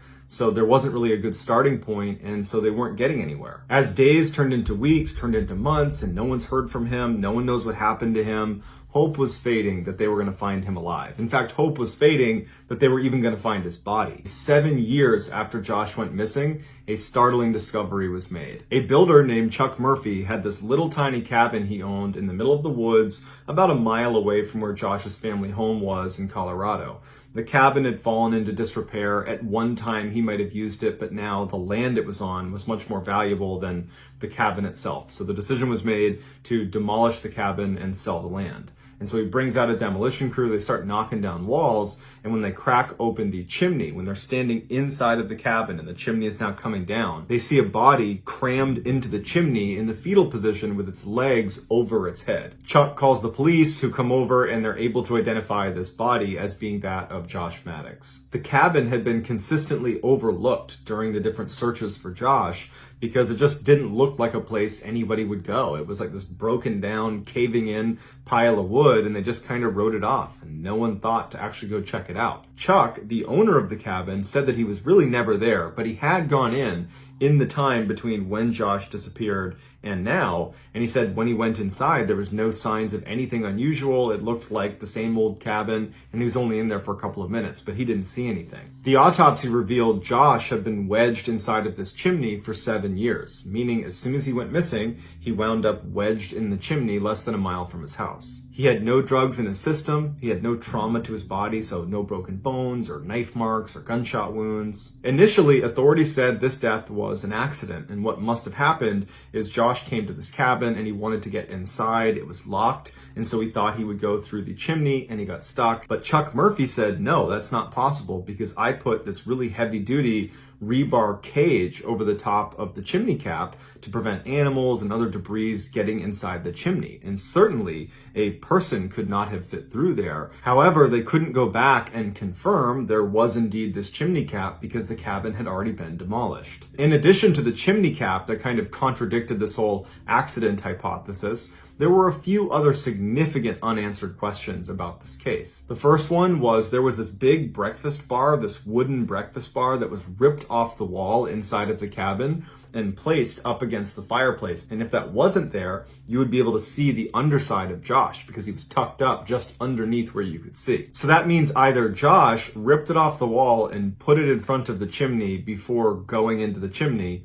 or he was in the chimney and somebody else broke it off and put it in front. The second big question mark is Josh's body position. His legs were over his head, so his position indicates he would have had to go into the chimney head first. And so I don't know about you, but if you were going to go into a chimney, I would not be leaping head first. It just seems counterintuitive and unnecessarily risky. And the third question mark are Josh's clothes, or lack thereof. He was only wearing a shirt. He didn't have pants or underwear or anything else on, just a thermal shirt. And the clothes he didn't have on were neatly folded and stacked inside the cabin next to the fireplace. Meaning, for this to be an accident, he would have had to gain access to the cabin, take off most of his clothing, fold it up, put it next to the fireplace, rip off the breakfast bar, put it in front of the fireplace, go outside, climb onto the roof, rip off the rebar cage, and then only wearing a t-shirt, go head first down a chimney, and then get stuck and die. Very few people, including authorities, buy this is truly just an accident, but they're lacking evidence to suggest it's something else. And so to this day, it remains an accident. On December 6, 1941, 20-year-old U.S. Navy sailor Clifford Olds met up with a couple of his shipmates at the Monkey Bar for a night out in Pearl Harbor, Hawaii. A barmaid took this picture of Cliff all the way on the right with his friends and then offered to sell this back to them, to which they said, "That's a ripoff, you can keep it." This would be the last picture of Cliff alive. The next morning, just before 8 a.m., Cliff was back on board his ship, the USS West Virginia. He was starting his workday when the Japanese launched the surprise attack on Pearl Harbor. Cliff's ship was a prime target and was quickly hit with 2 bombs, 7 torpedoes, hundreds of people are dying on board, and very quickly his ship is starting to sink. On board a Navy ship, there's all these different conditions the ship is set to depending on what you're doing, whether you're at war or you're just docked in peacetime, and all of these different conditions have very specific instructions. And one of those conditions is condition Z. Better known as setting Z, if the captain of a ship calls this out over the loudspeakers, every single hatch inside of that ship is shut and locked. If your ship is sinking and you say set Z, you are sealing all of those compartments so no more water can flow into them and you can maintain a little bit of buoyancy so you don't sink quite as fast. But if you set Z as your ship is sinking, especially if you're getting attacked and there's all these holes in your ship, there's a good chance when you seal those hatches, you're going to be sealing people inside of these rooms and they will not be able to get out again. So when that call comes out over the loudspeakers, set Z, everybody knows to get the heck out of their compartments so that they do not get trapped inside of one of those rooms. On Cliff's ship, set Z was called over the loudspeakers, and Cliff, along with Ron Endicott, who was 18, and Buddy Costin, who was 21, were at the bottom of the ship in the freshwater pump room, and when someone came by and shut and sealed their room, they did not see them in there. And so probably the 3 of them ran to the door and were banging on it and trying to get someone's attention. But in the chaos of the moment, that person on the other side of the door that could have opened it up again was now gone. Even though the set Z procedure did prevent water from going into certain cabins on the West Virginia, it still would sink to the bottom of the ocean along with 17 other ships. The next day, there was a whole bunch of Marines that were on the dock right next to where the wreckage of the West Virginia was underneath the water. And as they're standing on the dock, they start hearing a banging sound. And at first, they think it's probably just a salvage team or it's some strap clanging against the side of one of these ships. But they started to notice the tapping sounds started to sound like intentional rhythms that a human might make. And it dawned on them that someone is trying to get our attention underwater. There are people trapped in the West Virginia. But when the Marines ran to their superiors and told them there are people trapped inside of the ship, we have to get them out, they broke the horrible news that there's nothing they could do for them. If they went down and began trying to cut a hole in the side of the ship so they could swim out, As soon as there's even a tiny little hole on the side of that ship, there's so much pressure that it would rush inside and fill that space almost immediately, and they wouldn't be able to cut a hole big enough, fast enough, and so cutting into the ship is going to kill them. Also, just lighting that torch presents a unique problem because there's so many chemicals in the water from all of the attacks that happened the day before. We run the risk of lighting a fire or lighting off an explosion that could take even more life. And because they were still months away from being able to raise the ship out of the water, which would save them, the decision was made that we're going to have to let them die. And so for the next 16 days, Marines and sailors were put on guard duty right next to the wreckage of the USS West Virginia, and they would listen to the tapping as they desperately tried to tell people, come down here, save us, we're alive, we're not going anywhere, please help us. And the Marines and sailors were so distressed about this. It was so horrible to listen to. They would cry and cover their ears because they wanted to save them. They're so close, but they're so far away. Finally, on Christmas Eve, the banging stopped. 6 months later, they were finally able to raise the West Virginia out of the water.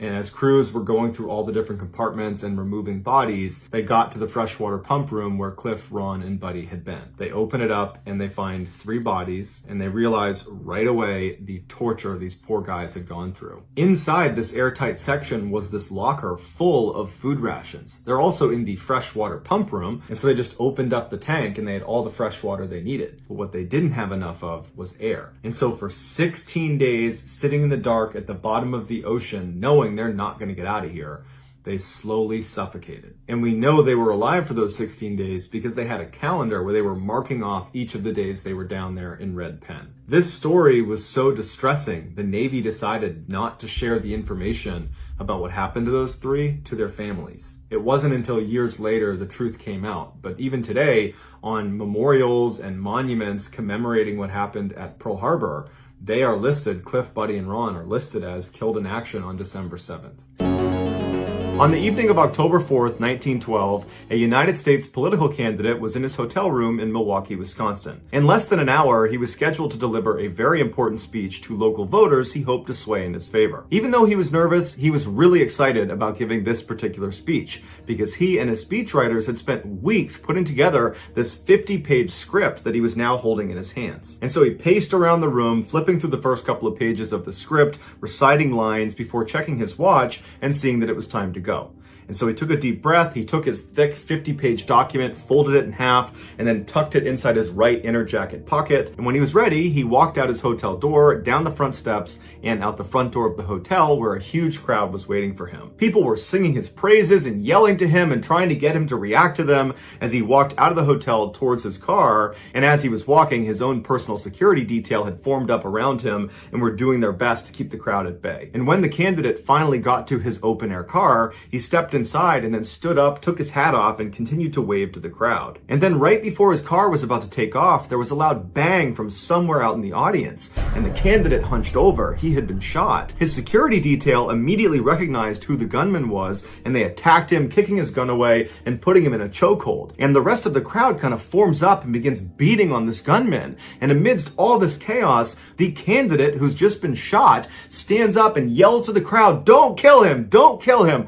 Bring the gunman to me." And the crowd is so surprised that their candidate is not on the ground because, again, he's just been shot, that they stop. They stop attacking the gunman. And even the security detail, they're just holding the guy in a chokehold, looking up at the candidate like, really? You're not down? You just got shot.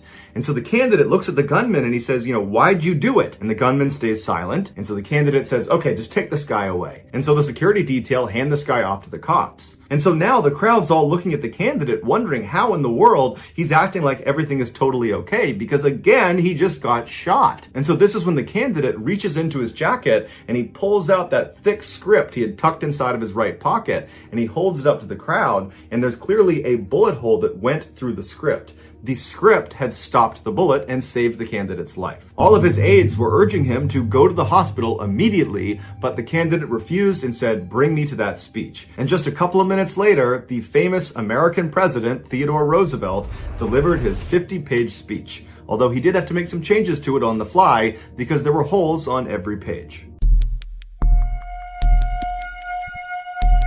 On an icy cold December night in 1776, a farmer living in New Jersey looked out his window and thought he saw something move at the end of his road. He put his hands to the glass and tried to get a better look, but he couldn't see it. It was too dark, there was no illumination. But he didn't need to see it to know what it was. He could hear it coming. Panicked, he stumbled backwards, turned around, ran into his bedroom where he told his wife to stay in the house, keep the kids here, do not leave for any reason. And then this farmer bolted out his back door, hopped on his horse, and began blazing towards town. He didn't know how much time he had, but he knew he had to warn the German man, Johann Rall. After riding for a couple of minutes, he arrived at the town of Trenton. He turned down a couple side roads, and then he arrived at this beautiful two-story home where Johann was staying. And so the farmer got off his horse and walked towards the front door, and right before he got there, a German soldier came outside, shut the door behind him, and told the farmer to stop. And the farmer told the soldier in English that he had to speak to Johann. He had a warning for him, but the German soldier didn't speak any English, and so there was this total miscommunication, and at some point the German soldier indicated to the farmer that it was impossible for him to come inside, that Johann was actually playing cards and did not want to be disturbed, and so the farmer needed to leave. But the farmer was desperate and he pleaded with the soldier to let him speak to Johann. It was an emergency. He had a warning for him. But the soldier either again didn't understand or he just didn't care. And he tried to tell the farmer to leave once again. But the farmer really wasn't taking no for an answer, and so he pulled out a piece of paper and he scratched this ominous warning on it and he gave it to the soldier and he said, "Give this to Johann." And so the soldier reluctantly takes the note, he looks at it, it's in English, he can't read it, and so he just nods to the farmer and says, "Okay, I'll give it to Johann." Once the farmer had got back on his horse and left, the soldier turned around, went through the front door, and walked back to the dining room of the house where he found Johann around a table with a bunch of other guys laughing and drinking and playing cards. And this soldier very reluctantly walks up to Johann, hands him the note, and apologizes for the interruption. And Johann looks up at him, he's obviously annoyed, and he scolds him for interrupting him. He takes the note and he looks at it and he can see that it's in English. And like the soldier who's brought it to him, Johann could not read English. And so he's looking around the table, he's got this great poker game going, he's having so much fun. He didn't want to step away and have to get a translator and read this note, which to him was probably meaningless anyways.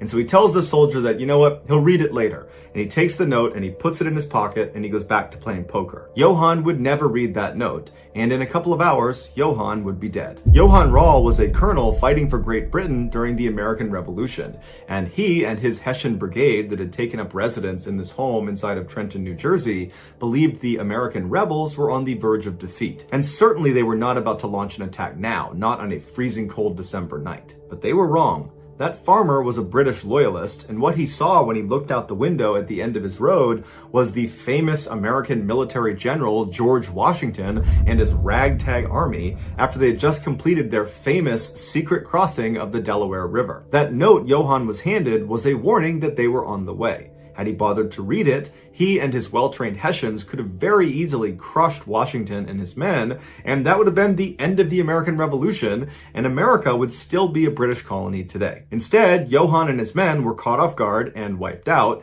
and the Americans would go on to win the war and their independence from Great Britain.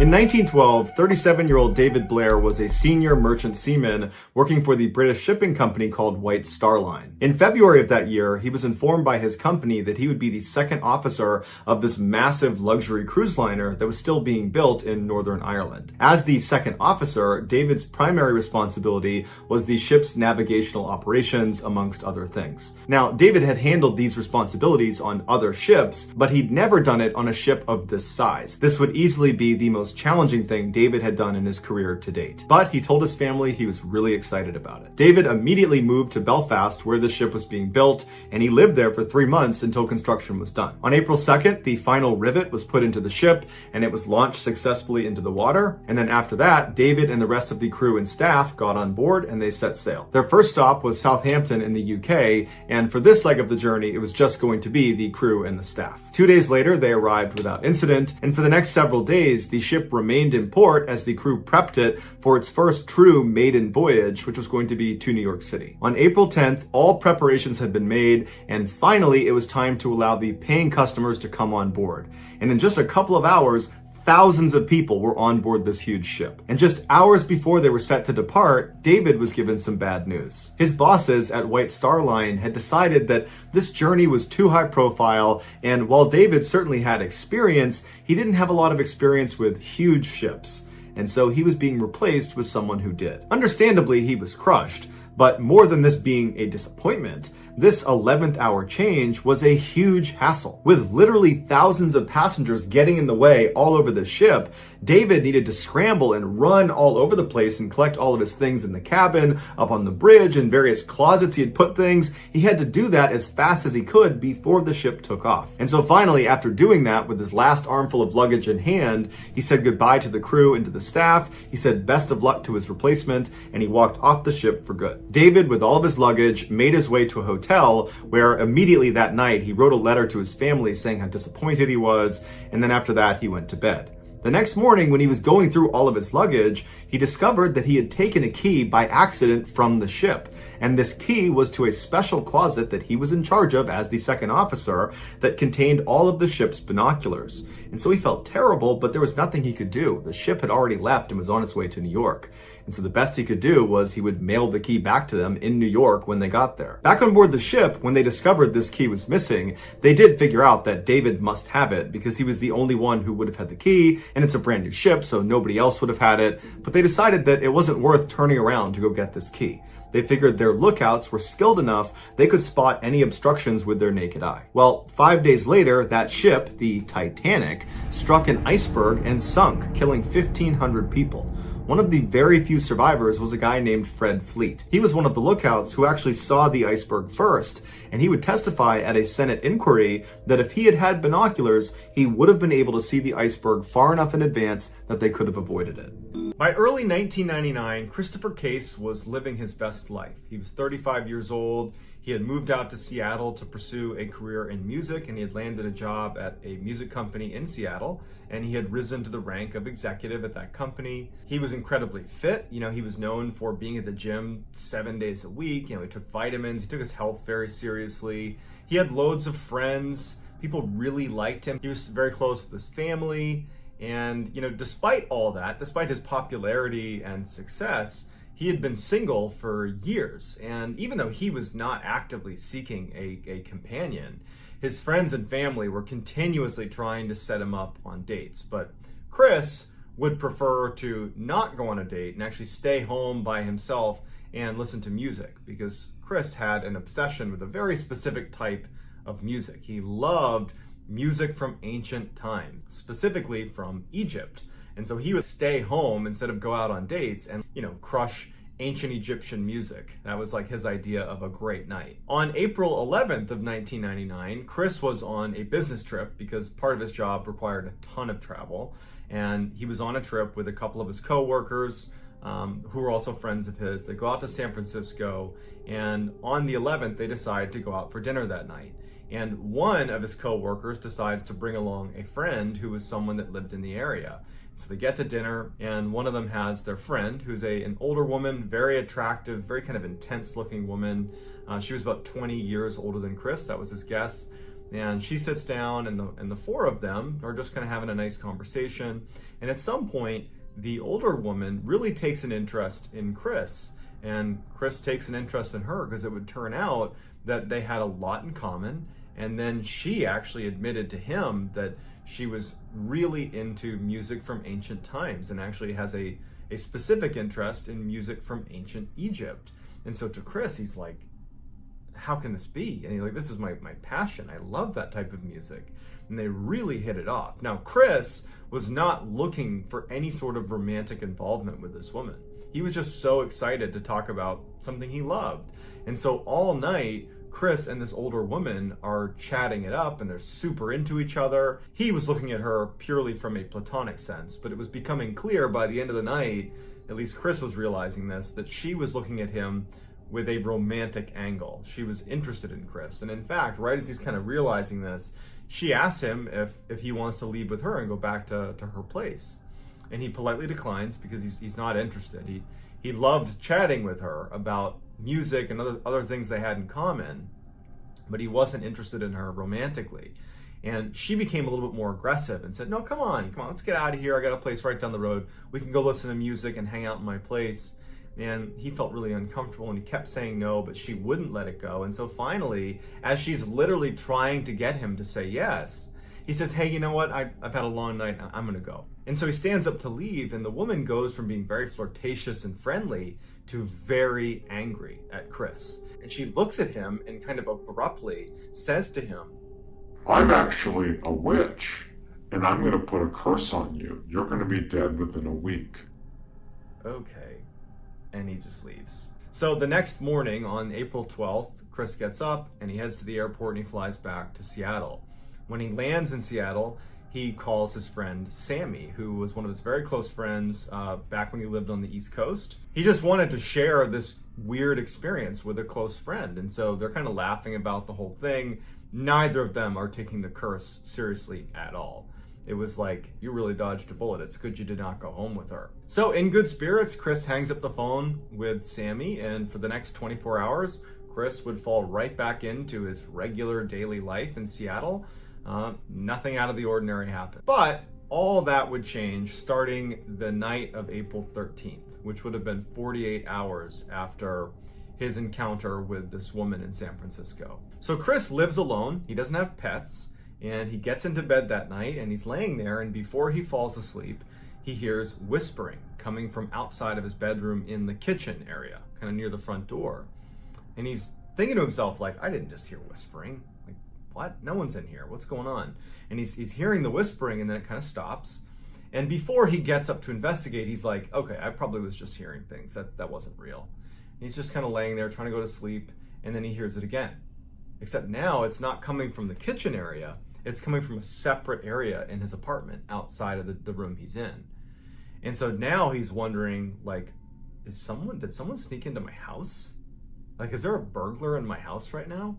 And so he quietly gets out of his bed and he walks over to his door, he opens it up, and he can still hear the whispering, and it's coming from like his laundry room a little ways away.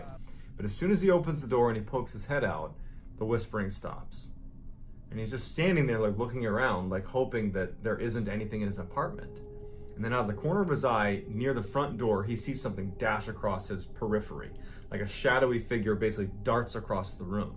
And so he looks over, and he's immediately afraid that it really is a burglar in his room. And as he's looking, he's turning the light on next to him, and he's looking around, and he starts hearing the whispering again, and now it's coming from another section of his house. So he just starts turning on all the lights and looking around to try to, like, make sure no one's in his apartment. He's not even thinking about the whispering. He's just looking for this shadowy figure that he saw run past him. And so he's looking all over his apartment. All the lights are on. It's a small apartment. And as soon as he feels comfortable that the door's locked still, everything's locked, and there's nobody here, that's when he realizes that whispering is still happening. And so he turns back around, and now the whispering's coming from his bedroom where he was. And so he walks over to his bedroom and looks inside, and he can't pinpoint the whispering. Like, he keeps hearing it and walking to wherever it's coming from, and as soon as he gets near it, the whispering stops. And he's thinking to himself, like, am I dreaming? Is this a dream? Am I losing my mind? Did somebody slip me something, like, last night? Like, what's wrong with me? So he has this horrible night where he's up all night chasing down whispers in his apartment that keep vanishing, and then seeing shadowy figures running around and lurking in corners, but he can't ever see them when he looks at them. And so the next morning on April 14th, when the sun comes up, he hasn't slept, the first phone call he makes is to Sammy, his friend. And he's totally panicked, and we know about this phone call because Sammy would tell police about all her interactions with Chris over the course of this week. She would say that he was totally panicked. And she even thought, as she's taking this phone call, that it's just so weird, that Chris is scared of noises in his apartment and, like, figures moving around in his apartment, because it's so unlike Chris. He's definitely a skeptic. He's just like he's a no BS kind of guy. So the idea that he would suddenly be terrified of something paranormal running around his apartment just seems so unlike him. But as she's listening to him, he was so scared about what was in his apartment. He knew it wasn't a person because he looked everywhere. There was no people. And that's the only reason he didn't call the police, is because he didn't want to tell the police that some shadow figure that's whispering in my apartment is harassing me. Like, what are the police gonna do? So Sammy hangs up the phone with Chris after trying to reassure him and just hopes that whatever that was doesn't happen again. But unfortunately for Chris, the night of the 14th now, he's going to bed again and he starts hearing the whispers, and immediately he's out there looking, lights on. He's looking for these whispers. They keep disappearing. He can't find the source. He's getting frustrated. He's scared. He keeps seeing that thing dart around his apartment. Except this night, he also noticed that he would look and he could get close enough to where he could break out the silhouette of what looked like a person, like lingering in the corner of his apartment, but he'd go closer to it and it would disappear. It was like the manifestations of what he was seeing, the whispers and this figure running around his apartment, were becoming more vivid. But he's also thinking, like, I didn't sleep the night before. This could be my imagination. I don't know if this is happening, but he's spiraling and he knows it. So the next day on the 15th, he doesn't call Sammy, but he calls a couple of his other friends that are anonymous, and they would all tell police that they got a similar story that Sammy had gotten that first night after the 14th. No matter what was happening, Chris believed it was happening, and Chris was terrified. But this wasn't even the worst of it yet. So that night on the 15th, Chris gets in bed, and now he's barely slept for 2 consecutive nights, and he's determined to just go to sleep. That he's trying to tell himself that everything that you've experienced the past couple nights is probably brought on by stress. It's brought on by now certainly a lack of sleep. So he's telling himself, like, just go to sleep. Just get in bed and go to sleep. So he gets in bed and he's laying there and he does fall asleep. But he wakes up in the middle of the night and he can't move his body. He's paralyzed, he can't move, and he's totally awake. And he starts hearing whispering. And now his level of fear is so high because now he's immobile. But the past 2 nights he's heard that whispering in his apartment and he's seen that figure moving around his apartment. And so he's laying there in darkness because he went to bed in darkness, and he starts hearing whispering outside his room, and then it stops. And then he starts hearing whispering inside of his closet, and then it stops. And then he hears whispering right underneath his bed, and he can't move. And he's just laying there praying that nothing horrible is going to happen to him, that this is just a dream. And then out from underneath his bed, right next to him, he can only turn his eyes, this black figure, this shadowy black figure emerges right next to his bed.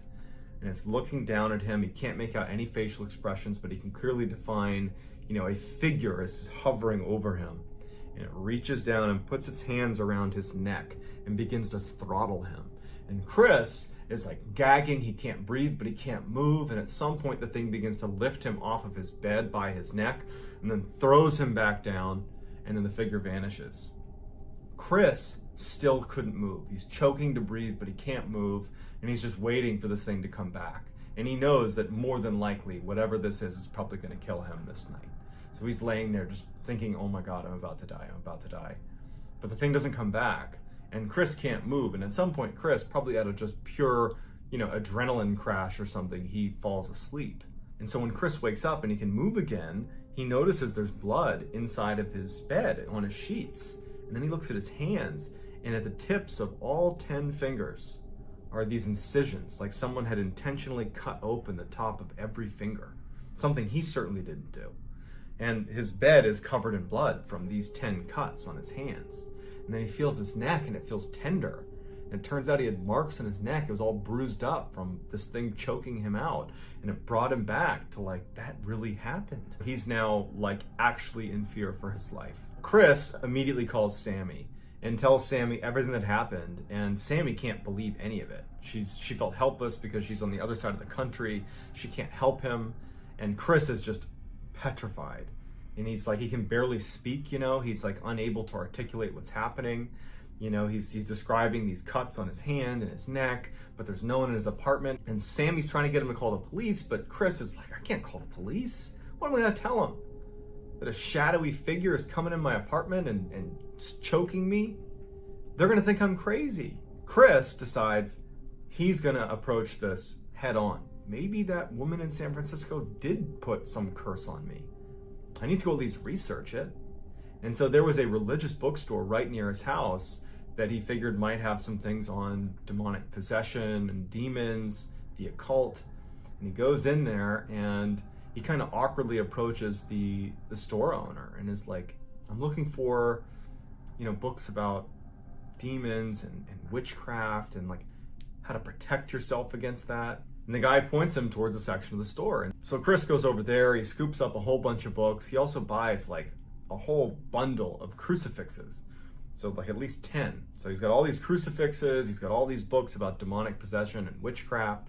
He buys all of that and he leaves and he goes back to his apartment. When he gets back after doing some research, he ends up putting these crucifixes all over his apartment, like every room. And he takes salt and he draws a line all through his apartment against the baseboard of every wall in the house. And at every corner of the house, he'd pile up little piles of salt. He was going to do all the things that people say to do if you're dealing with demons or ghosts or anything through witchcraft. He was kind of grasping at straws a little bit. So he went out and did everything he thought he could possibly do to protect himself. That night, which was April 16th, we don't know what happened to Chris, but something scared him so badly that in the middle of the night, in a full panic, he runs out of his apartment and he checks into a hotel and does not stay at his apartment. The next morning, April 17th, when Sammy called Chris to check on him. Now remember, this is 1999. There was just landline phones. So she calls his landline at his apartment to check on him. There's no answer because he's not there. He's at the hotel. And Sammy, who's been speaking to Chris and other friends that have been speaking to Chris, and everyone's concerned about his mental health and what's going on with him, when she doesn't get Chris to pick up his phone, she calls the police and she says, "Hey, I'm concerned about my friend. Can you do a welfare check on this guy?" And they go over to his apartment and it's locked. And they kind of look in the windows and everything just seems kind of quiet. And so they leave and they tell Sammy like, "Hey, look, it's locked. We can't really do anything. Let us know if you don't hear from him in the next couple of days." And so that was it. And so Sammy's like super concerned. And so she goes to work on the 17th. And then when she gets back, she has a voicemail from Chris, who had called her at some point during the day while she was out. And on the voicemail, Chris tells her in a voice that was different than the past few days. The past few days, he was scared. He was really scared. This time, he is defeated. He was like resigned to whatever was going on. And he says to Sammy on the voicemail, he's under attack. And that tonight, they're going to kill me. And there's nothing I can do. As soon as she's done listening to the message, Sammy calls Chris, but she can't get in touch with him. She knows she just talked to the police who were there at his apartment that day. They're probably just going to tell her like, "Hey, wait until tomorrow. We just told you, earlier, just give it a couple days." And so she just decides that she's going to go to bed and she's going to try calling him again on April 18th. On the morning of April 18th, Chris didn't show up for work. And word got back to Sammy, who was already going to reach out to Chris that morning anyways. But, the friends and family are talking about what's going on with Chris. And so word got back to her that Chris had missed work. And so she calls Chris. He's not picking up from his landline. And now she calls the police back and she says, "Hey, you were there yesterday. I know it was locked, but he hasn't shown up for work today. Everybody's concerned about him. Can you please go over and check?" And so the police go back over to Chris's apartment. And this time, the front door is unlocked. And they go inside and they're met with this very strange scene. You have all these crucifixes that are on the wall. You have the salt that lines every room in the house. There are all these candles that have burned down to the wick. There are little scraps of paper all over the apartment that were handwritten, little messages that Chris was leaving all over the house, warding off spirits and demons. I mean, it just looked like out of a Hollywood set for some demonic movie or something. And they search the house and there's no sign of Chris. They're yelling for him. There's no sign of him. And they make their way into the bathroom where they discover Chris's body. Chris was in his bathtub, no water in the bathtub. He's fully clothed. There's all these candles all around the outside of this bathtub. There's, more crucifixes and weird relics that are in the bathroom with him. And he's on his knees and he's slouched up against the wall with his hands kind of tucked against his chest.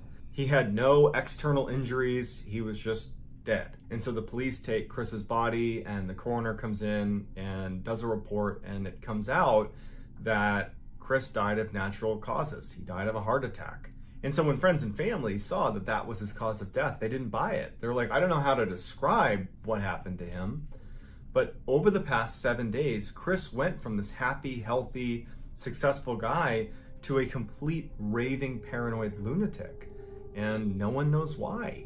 You know, it's certainly possible that it was just a very poorly timed heart attack, you know, mixed in with someone having a psychotic break.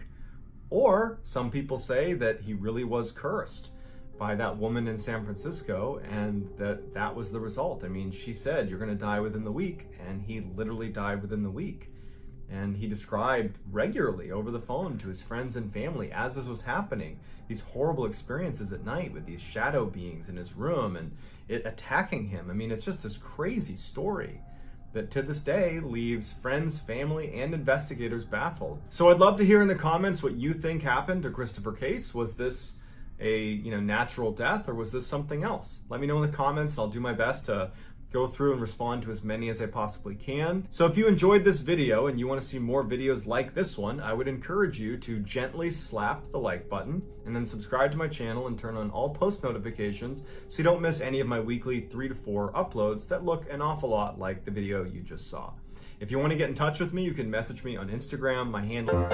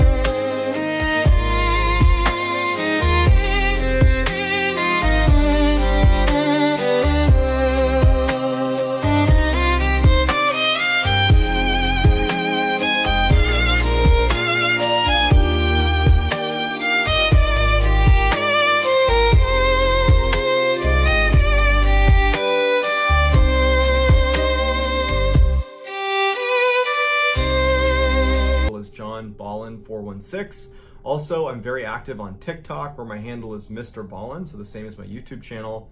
I also go live on TikTok Monday, Tuesday, Wednesday, and Friday at 10 p.m. Eastern. So I'd love to see you over there, or on Instagram, or on YouTube, or all these different places. But no matter where I see you, I really appreciate